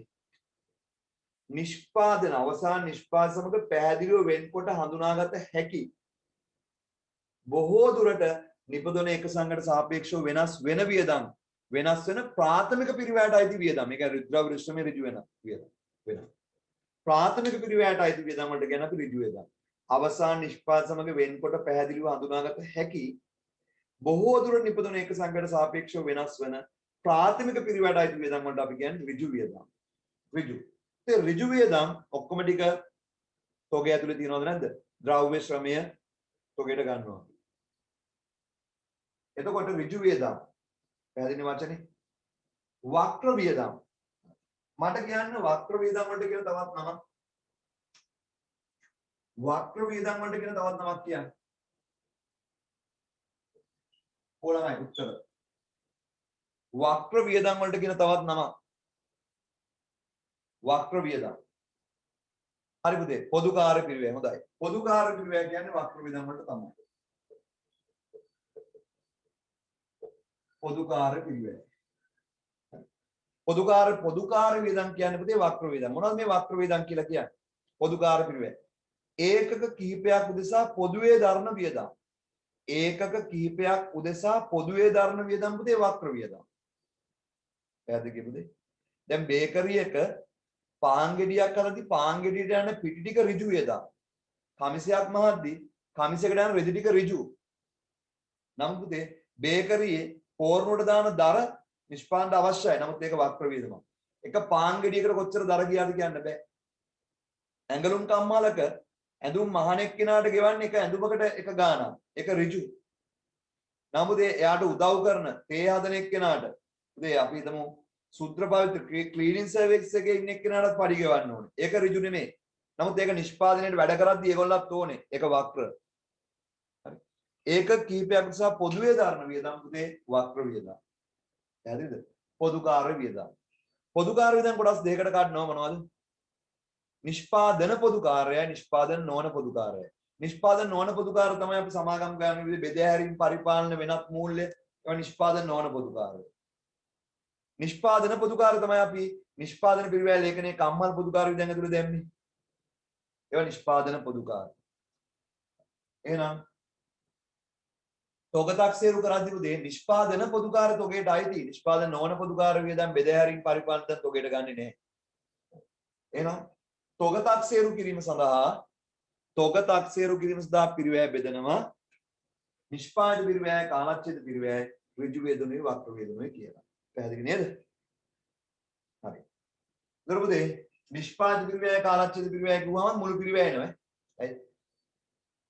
ඍජු වේදනුයි වක්‍ර වේදනුයි කිව්වම මුළු පිරිවැය. මේ මුළු පිරිවැය එක එක අරමුණට අනුව අපි වර්ග කරා. ඊට පස්සේ පුතේ පිරිවැය වර්ගීකරණය කරනවා මොකටද? කලමනාකරන තීරණ සඳහා පිරිවැය වර්ගීකරණය කරනවා. දෙවැනි අරමුණ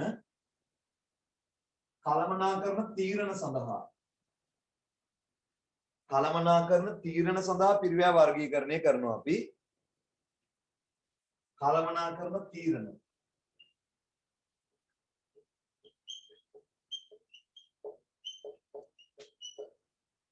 හරි. ඉතින් කළමනාකරුවෝ තීරණ ගන්න කළමනාකරුවෝ කරන්න පුතේ ව්‍යාපාරිකව සැලසුම් කරලා පාලනය කරන එකනේ. ඒතකොට ඒගොල්ලන්ට තීරණ ගන්න වෙනවා. දැන් භාණ්ඩයක් හදනවා කොච්චර නිෂ්පාදනය කරනවද? හරිද? අපිට කොච්චරක් විකුණුවොත්ද මේ ගන්න ලාභ එන්නේ? මෙච්චර ලාභයක් ලබන්න කොච්චරක් විකුණන්න ඕනද? කොච්චරක් හදන්න ඕනේද? අන්න ඒ වගේ තීරණ ගන්න සිද්ධ වෙනවා. ඉතින් මේ කළමනාකරුවන්ට තීරණ ගන්න පුළුවන් වෙන විදියට පිරිවැය වර්ගීකරණය කරන එකට කියනවා කළමනාකරන තීරණ සඳහා පිරිවැය වර්ගීකරණය. ඒකට නෝපදී අපේ සිලබස් එකේ අපි ඉගෙන ගන්නේ ඉස්සෙල්ලාම බෙදනවා පිරිවැය හැසිරීම අනුව විචල්්‍ය පිරිවැයයි මම මොනවද කියලා කියන්නේ විචල්්‍ය හා ස්ථාවර කියලා බෙදනවා. විචල්්‍ය හා ස්ථාවර පිරිවැය කියලා බෙදනවා. මම මොනවද කියලා උගන්වනවා අද උගන්වනවා. ඊට පස්සේ අදාළ සහ අදාළ පිරිවැය හා අදාළ නොවන පිරිවැය කියලා කතා කරනවා. අදාළ නොවන. ඊට පස්සේ අපි කතා කරනවා විචල්්‍ය හා ස්ථාවර අදාළ පිරිවැය අදාළ නොවන ගිණුණු පිරිවැය sunk cost. ඊට පස්සේ අපි කතා කරනවා ආවස්තික පිරිවැය.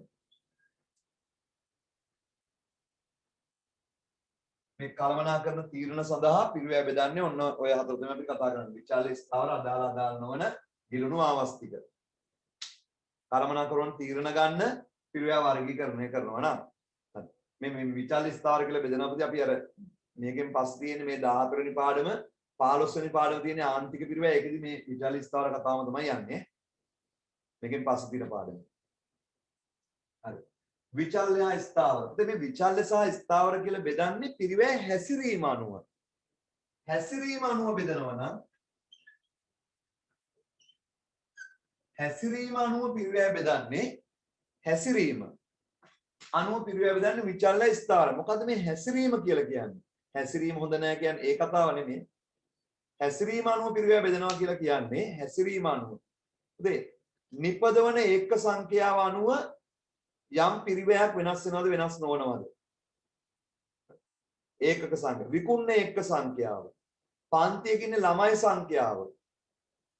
ඒ මොනවාද ඒකක මත පිරිවැය වෙනස් වෙනවද නැද්ද කියලා පුතේ තීරණය වෙනවා නම් ඒක තමයි හැසිරීම කියන්නේ. ප්‍රමාණයක් මත පුතේ පිරිවැය තීරණය කරනවා නම් ඒක තමයි හැසිරීම මත. විකුණන ඒක ප්‍රමාණය, නිෂ්පාදනය කරන ඒක ප්‍රමාණය, පන්තිකින් ළමයි සංඛ්‍යාව.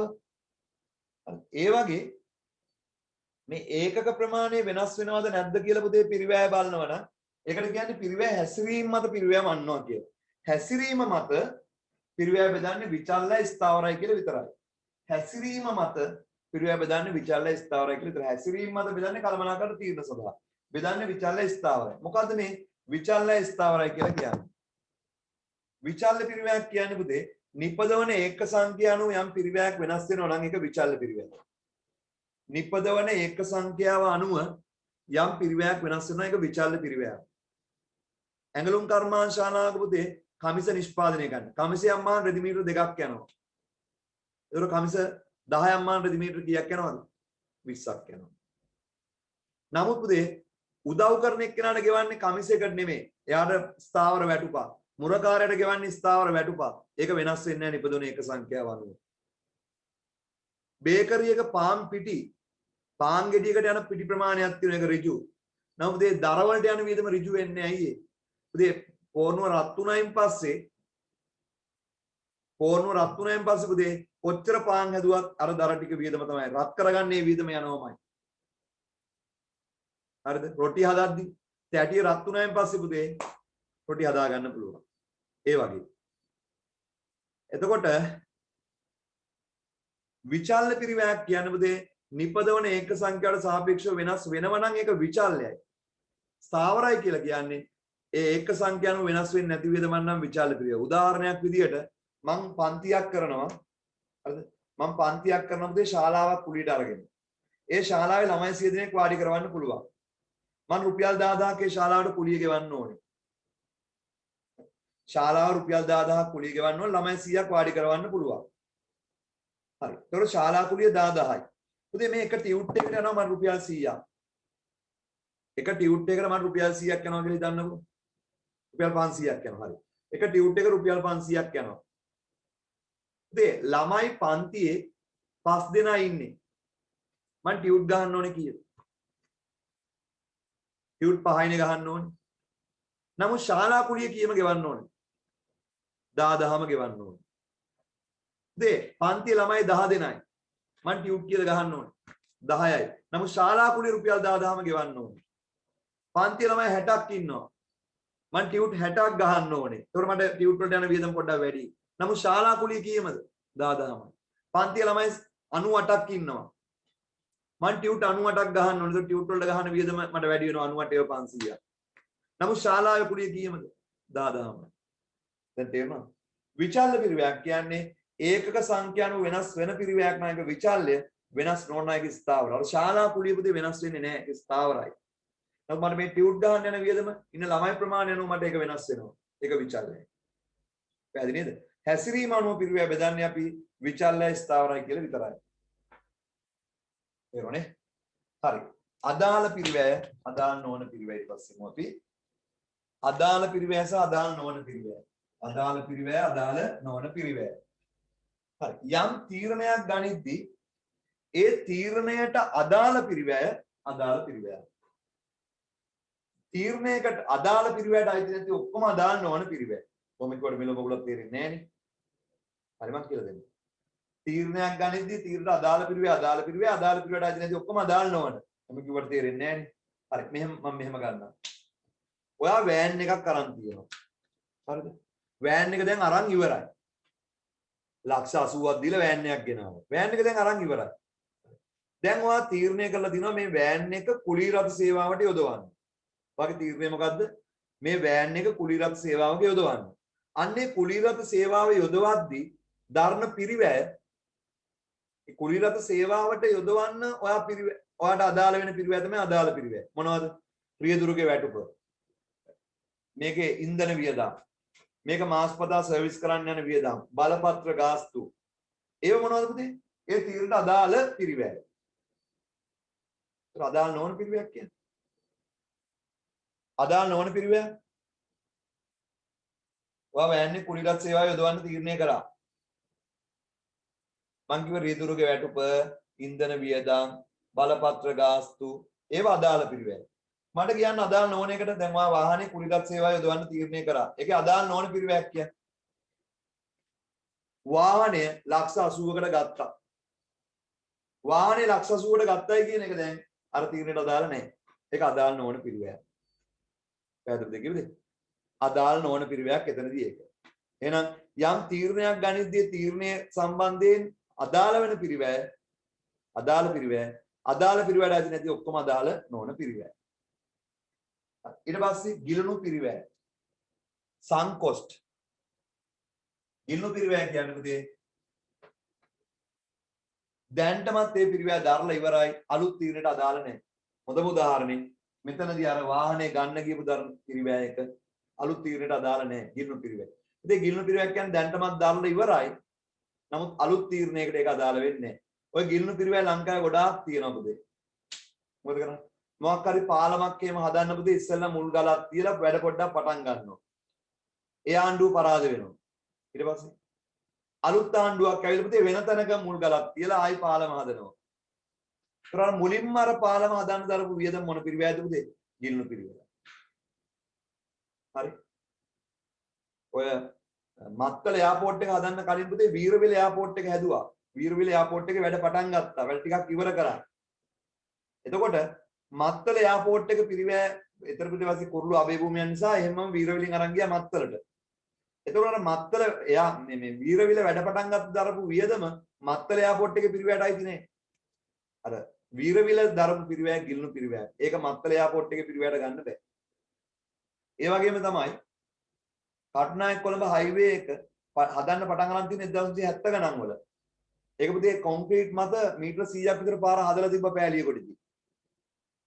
නමුත් ඊට පස්සේ දැන් අලුත් හයිවේ එක හදද්දී අර ටික අයින් කළා තමයි අලුතෙන් හැදුවේ. ඒකට අර මුලින්ම 70 ගණන් වල දරපු පිරිවැය අලුත් හයිවේගේ පිරිවැයට ගන්න නැහැ. අරක ගිලුණු පිරිවැය. දැන්ටමත් දරලා ඉවරයි. අලුත් තීරණයට ඒක අදාළ වෙන්නේ නැහැ. ඒවට අපි කියනවා ගිලුණු පිරිවැය. හරි. ආවස්තික පිරිවැය ගන්නන්න ඕනේද? ආවස්තික පිරිවැය කියන වචනේ ගන්නන්න ඕනේද පුතේ? කවන්නේ ගන්නන්න. ආවස්තික පිරිවැය කියලා කියන්නේ පුතේ අපි මොනවා හරි දෙයක් තෝරගත්තා නම් තවත් විකල්ප තියෙනවනේ. ඒ හොඳම විකල්පෙන් ලැබෙන්න තිබ්බ දේ. දැන් අද ඔයා මේ පන්තියට ආවනේ. පන්තිරන පිරිවැය ගන්න කරන්න පුළුවන් කියලා මම කිව්වනේ. අද ඔයා පන්තියට ආපු නිසා ඔයාට මොකක් හරි ආදායමක් එන වැඩක් මග ඇරුණා. අද රුපියල් 10000ක් එන්න තියෙන වැඩක් මග ඇරලා තමයි මේ පන්ති වාරලා ඉන්නේ. ඒතර අද පන්තියේ පිරිවැය ගන්න කරද්දී 10000ක් ඔයා දාන්න ඕනේ. ආවස්තික පිරිවැය. ඔයා තෝරගත්තේ විකල්පෙ නෙමෙයි. ඊට පස්සේ තියෙන හොඳම විකල්පයෙන් ඔයාලා ලැබෙන්න තිබ්බ ආදායමත් මේකට දාන්න ඕනේ. පිරිවැය. ආවස්තික පිරිවැය. නැතු පුතේ ඔයා මොනවා හරි ඔයා පුතේ ඔයාගේ නිෂ්පාදනයට මොනවා හරි ඔයා ගෙයක් හදනවා නම් ඒ ගෙදර වැඩවලට ඔයා දායක වෙනවා. අත්උදව් ඔයා දෙනවා. ඔයා වැඩ කරනවා. සේවකයෙක්ගේ වැඩ ටික ඔයා කරලා දෙනවා. ඔයා පුතේ ඒතකොට ගෙයි පිරිවැය හොයද්දි ඔයා වෙන තැනක වැඩ කරා නම් ඒ වෙලාවේ ඔයාට එන පිරිවැයක් ගෙයි වියදමට දාන්න. ඔයා වියදම් කරයි කියලා ඔයා වැඩ කරයි කියලා ඒක පිරිවැයක් නොවෙන්නේ නැහැ.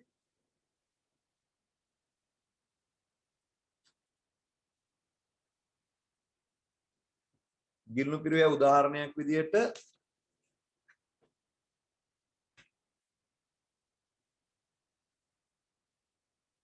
ඔබදී පර්යේෂණ සංවර්ධන පිරිවැය මං ගිලුණු පිරිවැය උදාහරණයක් විදිහට පර්යේෂණ සංවර්ධන පිරිවැය දාලා තියෙනවා ඔබදී. ඒ කියන්නේ ඔබදී දැන් මොනවා හරි ව්‍යාපෘතියක් පටන් ගන්නවා නම් අපි ව්‍යාපෘතියක් පටන් ගන්නවා නම් ඔබදී ඒකට මොකද කරන්නේ? පර්යේෂණ පවත්වනවා. ඒතර ඔබදී සමහර විට පර්යේෂණයෙන් ඒ සංවර්ධනය කරපු එකෙන් පුතේ වැඩේ අපි අතාරින්න තීරණය කරනවා. හරි. දැන් උදාහරණයක් විදිහට අපි හිතමුකෝ පෝට් සිටි හදන්න කලින් සක්විත අධ්‍යයනයක් කරනවා. ඒ ටික එතන පුතේ හදන්න සංවර්ධනය කරනවා. කරලා ඊට පස්සේ තීරණය පුතේ මේක මෙතන හදලා හරියන්නේ නැහැ. ඊට පස්සේ වැඩේ අතාරිනවා. ඒතර පුතේ අර මුලින්ම දරපු පිරිවැයකට අයිති නැහැ. ඒ ගිලුණු පිරිවැය. හරිද? පැහැදිලි නේද? එතන තියෙන පුතේ සංවර්ධන පිරිවැය කියලා එකපාරම ගන්න එපා. පර්යේෂණ සංවර්ධන පිරිවැය. ඒක පුතේ පටන් ගන්න දරපු වියදම ඊට පස්සේ වැඩේ අතාරිනවා. හරි. ඊට පස්සේ බලන්න. හරි. එන්නකෝ දැන්. එහෙනම් අපි කතා කරා දැන් කතා කරේ කළමනාකරන තීරණ සහ පිරිවැය වර්ගීකරණය. වෙලාව ගියා පුතේ ටක් ගාලා කරමු අපි. 12යි කාලයි. අන්තිම එක කළමනාකරන පාලනය සඳහා කළමනාකරන පාලනය සඳහා පිරිවැය වර්ගීකරණය. හරි. කළමනාකරන පාලනය සඳහා පිරිවැය වර්ගීකරණය. කළමනාකරන පාලනය.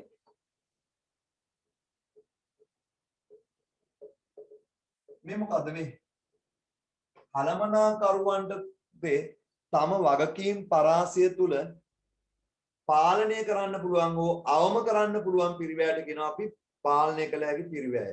එහෙම කළමනාකරුවන්ට වගකීම් පරාසය තුල පාලනය කරන්න හෝ අවම කරන්න පුළුවන් ද බැරිද කියලා ආකාරයෙන්ම පිරිවැය බෙදනොත් ඒකට කියනවා පාලනය කළමනාකරන පාලනය සහ පිරිවැය වර්ගීකරණය. මේක අනුව බෙදන්න පුතේ පාලනය කළ හැකි පිරිවැයයි පාලනය කළ නොහැකි පිරිවැය කියලා විතරයි. පාලනය කළ හැකි පිරිවැය කියන්නේ කළමනාකරුවන්ට යම්කිසි වියදමක් පාලනය කරන්න පුළුවන් නම් ඒක පාලනය කළ හැකි පිරිවැයක්.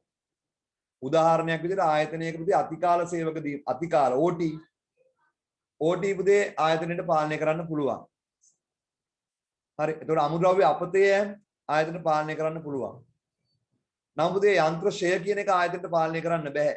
වෙළඳ පොලේ වක්‍රවල මිල ඉහළ යාම ආයතනයට පාවිච්චි කරන්න පාලනය කරන්න බෑ. හරි. ඒ වගේ කළමනාකරුවන්ට වගකීම් පරාසය තුල පාලනය කරන්න පුළුවන්ද බැරිද කියන ආකාරයෙන්ම පිරිවැය බෙදුවොත් ඒකට කියනවා පාලනය කළ හැකි පිරිවැය පාලනය කළ නොහැකි පිරිවැය කියලා. හරි. එන්නකෝ මේ ප්‍රශ්න වලට. හරි. එන්න ඉක්මනට එන්න 324 අපි දැන් ආයන්න කරා. පිරිවැය වර්ගීකරණයේ අරමුණු තුන ලිව්වා නේද? ආයන්න. පුතේ ආයන්න 2010 A level ප්‍රශ්නේ. ඕකේ 1 2 3 4 විතර තිබ්බේ 5 මං අලුතෙන් දැම්මේ. 1 2 3 4 විතරයි තිබ්බේ 5 මං අලුතෙන් දැම්මේ. ආයන්න කියවන්න. පහත වගුවේ දී ඇති එක්කේ පිරිවැය වර්ගීකරණයේ අරමුණු සඳහන් කරන්න. පහත දී ඇති එක්කේ පිරිවැය වර්ගීකරණයේ අරමුණු සඳහන් කරන්න. නිෂ්පාදන පිරිවැය නිෂ්පාදන නොවන කියලා බෙදන්න පුතේ මොන අරමුණින්ද? නිෂ්පාදනට අයිතිද නැද්ද? ඉතින් එහෙම නිෂ්පාදනට අයිති විදන්න අපි තොගයට ගන්නෙ. නිෂ්පාදන නොවන පොදුකාර තොගයට ගන්නෑ. පුතේ මොන අරමුණද? තොග තාක්ෂර කිනස් දා කළමනාකරණ තීරණ කළමනාකරණ පාලනය කියන අරමුණු තුනෙන් නිෂ්පාදන පිරිවැය කියලා බෙදන්නේ මොන අරමුණින්ද? කියන්නකො ළමයිනේ. නිෂ්පාදන නොවන කියලා බෙදන්නේ මොන අරමුණින්ද? කියන්නකො ළමයිනේ. තොග තාක්ෂේරු කිරීම. හරියට හරි පුතේ. තොග තාක්ෂේරු කිරීම. තොග තාක්ෂේරු කිරීම. හරි ඊට පස්සේ තොග තාක්ෂේරු කිරීම. ඊට පස්සේ විචල්‍ය ස්ථාවර කියලා බෙදන්නේ මොකටද? කළමනාකරණ තීරණ. කළමනාකරණ තීරණ.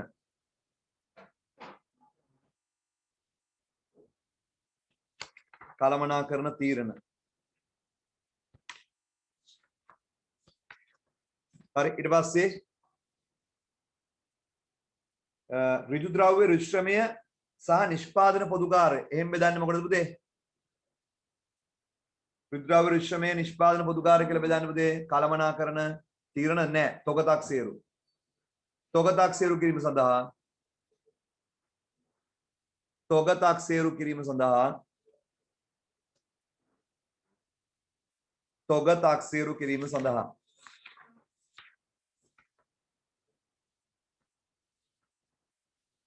හරි ඊට පස්සේ අදාළ පිරිවැය සහ අදාළ නොවන කියලා බෙදුවේ මොකටද? ඔය 2010 විභාගයට ඔහොම තිබ්බා. අදාළ සහ අදාළ නොවන කියලා බෙදුවේ කළමනාකරණ තීරණ සඳහා. අදාළ සහ අදාළ නොවන කියලා බෙදුවේ කළමනාකරණ තීරණ. කළමනාකරණ තීරණ. ඔතේ මේ ටියුට් නැත්තම් ආයතන ඇවිල්ලා ගන්න ආයතනේ තියෙනවා. දැන් ලබන සතියේ රිවිෂන් ටියුට් එකත් පටන් ගන්නවා. දැන් ඊළඟ මාසේ ටියුට් ටිකත් මට තව සතියකින් විතර ගෙනත් තියන්න පුළුවන්. හරි. ඉතින් මම කොහොමද ඔයගලන් ටියුට් එක හැම පාඩම වේලාසලින් දුන්නේ. හරිද? හැම පාඩම් පුතේ හැමදාම ටියුට් එකම පාඩම් පටන් ගන්න ඉස්සෙල් සතිය ගෙනල්ලා කිව්වේ නෑ ටියුට් ටික ගන්න කියලා මම ඔයගලන්ට කාලයක් දීලා පුතේ කාලය ඇතුළත ඒ ටික ගන්න. හරි. පහ 2010 විභාගයට තිබ්බේ නෑ. ඔක මම දැන් පාලනය කළ හැකි හා පාලනය කළ නොහැකි කියලා බෙදුවේ පුතේ. පාලනය කළ හැකි සහ පාලනය කළ නොහැකි කියලා බෙදුවේ පුතේ. කළමනාකරණ පාලනය සඳහා. කළමනාකරණ පාලනය සඳහා. උදේ මේ බ්‍රහස්පතින්ද උදේ 8ට පන්ති තියෙනවා යාට. බ්‍රහස්පතින්ද උදේ 8ට අර අනුපාත ප්‍රශ්න තුනක්ද කොහෙද තව ඉතුරු ඒ තුන කරලා තියන්න ඕගොල්ලෝ. ඒ තුනයි මේ අනුපාත පාඩමේ පුතේ අර කෙටි ප්‍රශ්න ටික මුදල් පහ ප්‍රකාශකයෙන් මම ගිය මාසේ තියරි කියන්නේ ජූනි මාසේ නේද?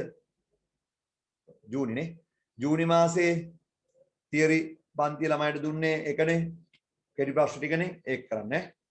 ඒක කළා තියන්න. එතකොට ඒක ටියුට් එකත් ඉවරයි. පුතේ අපි දැන් කොහෙවත් භාග ඉතුරු කරලා අපි හැමදේම පුතේ සම්පූර්ණ වැට් ටික ඉවර කරලා තියෙන්නේ. අර ටියුට් එකෙන් භාගයයි මේකෙන් භාගයයි එහෙම කරලා නැහැ. මම පුතේ හැම ටියුට් එකම සම්පූර්ණයෙන් ඉවර කරලා තමයි ඊළඟ පටන් ගත්තේ. හරි.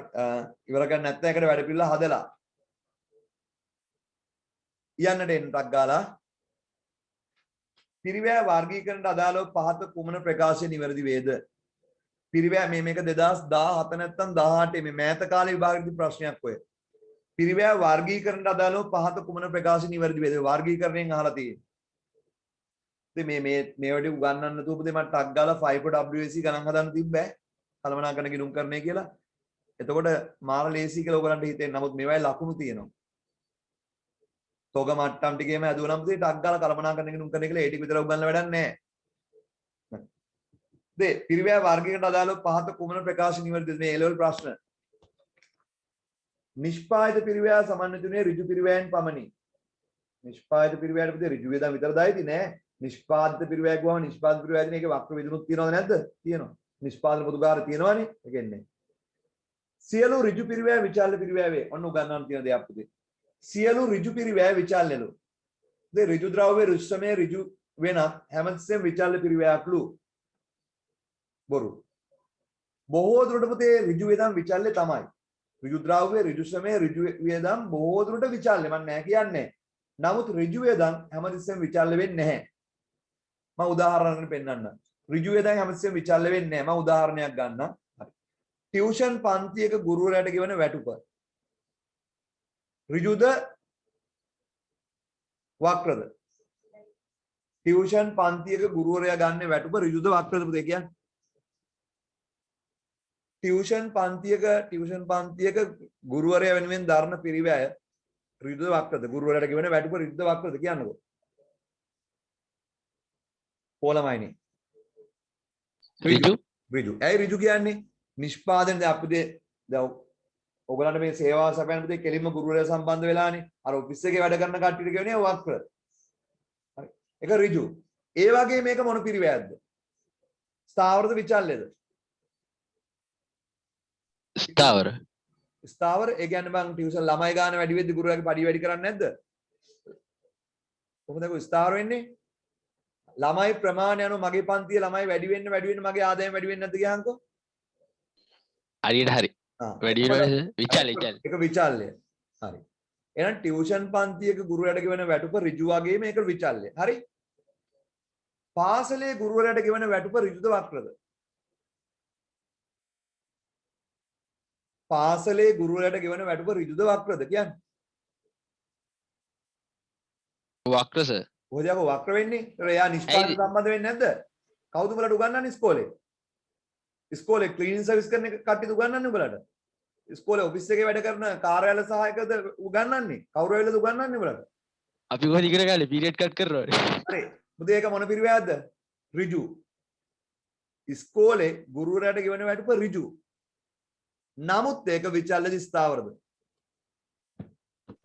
ස්ථාවරයි සර්. ස්ථාවරයි. ඒක ළමයි ගාන අනුව වෙනස් වෙන්නේ නැහැ. ඉතින් සමහරක් ඉස්කෝලවල මුළු ඉස්කෝලේම කොමර්ස් කරන්නේ ළමයි 3 දෙනයි. හරි එක සැරයක් පුතේ මට මතකයි පනාවල කියලා ඉස්කෝලයක් තියෙන රංජන් විජේරත්න කියලා. ඉතින් ළමයි 3 දෙනා ඉස්කෝලේම හිටියේ. එකෙක් කැම්පස් උත් ගියා. සංකද පුතේ මම නම් මතක නැහැ. එකෙක් කැම්පස් උත් ගියා ළමයි 3 දෙනාගේ. සමහරක් ඉස්කෝලේ තියෙන පුතේ කොමර්ස් ක්ලාස් 4ක්. කොමර්ස් ක්ලාස් ළමයි 44ක් තියෙනවා. සමහර ඉස්කෝල වලටම ළමයි 3යි. එතකොට පුතේ ගුරුවරයාගේ වැටුප වෙනස් වෙන්නේ නැහැ නේද? ළමයි 40ට මේ ගන්නවා ළමයි 3කට ගන්නවා පුතේ ස්ථාවරයි. එහෙනම් දැන් අහගෙන ඉමු ආමන්ත කිව්ව උඹලා මේ කොහෙද මේක නේද? උඹලා අවිස්සාවේල සෙන්ට් මේරිස් නේද පුතේ? සෙන්ට් මේරිස් එකේ ළමයි 4යි 5යි ඉන්නේ පුතේ කොමර්ස් ක්ලාස් එකේ නේ. හරි. නමුත් හරි එතකොට හරි අහගෙන. ඉතින් සමහරක් ඉස්කෝල වල නැහැ. කොස්ගම ඉස්කෝලේත් මහලු ප්‍රමාණයක් කොමර්ස් ක්ලාස් එකේ නැහැ නේද? හරි. කො ඉන්නවනේ අපේ කොස්ගමුන් ටික. දුලාංජන් එහෙම කොස්ගම නේද දුලාංජන්? හරි. අගන්. නේ දුලාංජන් කොස්ගම නේද? ඔව් සර්. මහලු ප්‍රමාණයක් නැහැ නේ කොමර්ස් ක්ලාස් එකේ. අපේ එකේ ඉන්නේ 10යි අනිත් එකේ ඉන්නවා 30ක්. කොමර්ස් ක්ලාස් දෙකක් තියෙනවා. 22 එකේ 30ක්. ඔව් හරි. ඔයා 10 ඉන්නේ. දැන් ඔය ඔයා ඉස්කෝලේ ළමයි වැඩි උනේ 2016 නැත්තම් 15 එකේ කැම්පස් ගියා. දෙන්නෙක් ගියා බලා ඉස්කෝලේ. ඊට පස්සේ තමයි කොස්ගම ඉස්කෝලේ කොමර්ස් ක්ලාස් එකේ ළමයි වැඩි උනේ. හරි. ඒකයි ඉස්කෝලේ නම වැඩක් නෑ පුතේ. අපි ගාවට ආපු පොඩි ඉස්කෝල දැන් කිතුල්ගල ඉස්කෝලෙන් පුතේ මම හිතන්නේ ගිය අවුරුද්දේ ළමයි ගෑල් ළමයි දුකට කැම්පස් ගියා. හරි. පුතේ ඒකයි සතුටු වෙන්න පුළුවන් ඈ. පොඩි ඉස්කෝලේක ළමයි පුතේ අපේ ක්ලාස් එකේ කැම්පස් යවන්න පුතේ එතනයි සතුට. ලොකු A9ක් ගත්ත ලොකු ඉස්කෝලේක ළමයි කැම්පස් යනට වඩා පුතේ ඇත්තටම පොඩි ඉස්කෝලේක පුතේ කැම්පස් යන්න පුළුවන් එතන සතුටුයි ඈ. හරි. එහෙම ගිහිලා තියෙනවා අවිස්සාවල් පුතේ ගොඩාක් අවට ඒ වගේ කැම්පස් ගිහිලා තියෙනවා ඈ. හරි. දැන් අහගෙන ඉමු. දැන් වෙලාව ගියා පුතේ. දැන් මම කිය කිරියේ එහෙනම් පුතේ සියලු ඍජු පිරිවැය විචාල්‍ය පිරිවැය සත්‍යද අසත්‍යද කියන්නේ? සියලු ඍජු පිරිවැය විචාල්‍යලු අසත්‍යයි. ඒක බොරු. ඒකත් වැරදි එහෙනම්. යන්ත්‍රශය පාලනය කළ හැකි පිරිවැය ලෙස සලකන ලබයි. බොරු. යන්ත්‍රශය අපිට පාලනය කරන්න බෑ. පිරිවැය හැසිරීම මත ප්‍රධාන වශයෙන් විචල්‍ය හා ස්ථාවර ලෙස වර්ග කරන ලැබේ. සත්‍යද අසත්‍යද? හැසිරීම අනුවලු විචල්‍ය ස්ථාවරයි කියලා වර්ග කරන්නේ. ඕක පුතේ. ඒක තමයි හරි උත්තරේ. අනිත් එක බලන්න 5. තෝග මැනීම සඳහා පිරිවේ අදාළ සහ අදාළ නොවන ලෙස වර්ග. තෝග මැනීම සඳහා අදාළ නොවන කියලා වර්ගීකරණය කරන්නේ. අදාළ නොවන වර්ගීකරණය කළමනාකරන තීරණ සඳහා. උත්තරේ 4. පිරිවේ හැසිරීම මත ප්‍රධාන වශයෙන් විචල්‍ය ස්ථාවර ලෙස වර්ග කරන ලබයි. හරි පුතේ. ඊට පස්සේ තව පොඩ්ඩක් උගන්වන්න තියෙනවා 325 ඉඳලා. මම ඉගන්නන්නේ නැහැ ටික. මම ලබන සතිය උගන්වන්නම්. ඔයාලට පුළුවන් නම් 325 ඉඳලා 329 වෙනකම් ප්‍රශ්න ටික කරලා තියන්න. 300 බැරි වෙයි සමහර විට වාට. ඒ වුණාට උත්සාහ කරන්න ඔයා ඉගෙනගත් දේවල් වලින් කරත හැකියි. 325 ඉඳලා 329 වෙනකම් පුතේ ටියුට් එකේම කරන්න. ඔක්කොම ඒ ලෙවල් ප්‍රශ්න විභාගෙට ආපුවා. පුතේ ලබන සතිය ඊට පස්සේ පුතේ ස්ථාවර විචල්‍ය ගැන උගන්ලා ගණන් හදන්න තියෙන්නේ. හරි. ඒ ටික කරලා තියන්න. එහෙනම් පුතේ ලබන ඉරිදායි 12 මාට 10 මාට සාමාන්‍ය පන්තිය තියෙනවා 12 මාර වෙනකම්. බ්‍රහස්පතින්දා උදේ 8ට අනුපාත ටික ඉතුරු ටික ඉවර කරනවා. සිකුරාදා රිවිෂන් පන්තිය තියෙනවා. හරි. ඒ රිවිෂන් එකේ ගිය පාර රෙකෝඩින් එක මම දාලා ඇත්තේ දෙකකට. හරි. අද එකක් දාන්නම්. එහෙනම් උදේ අදට පන්තිය මෙතනින් ඉවරයි.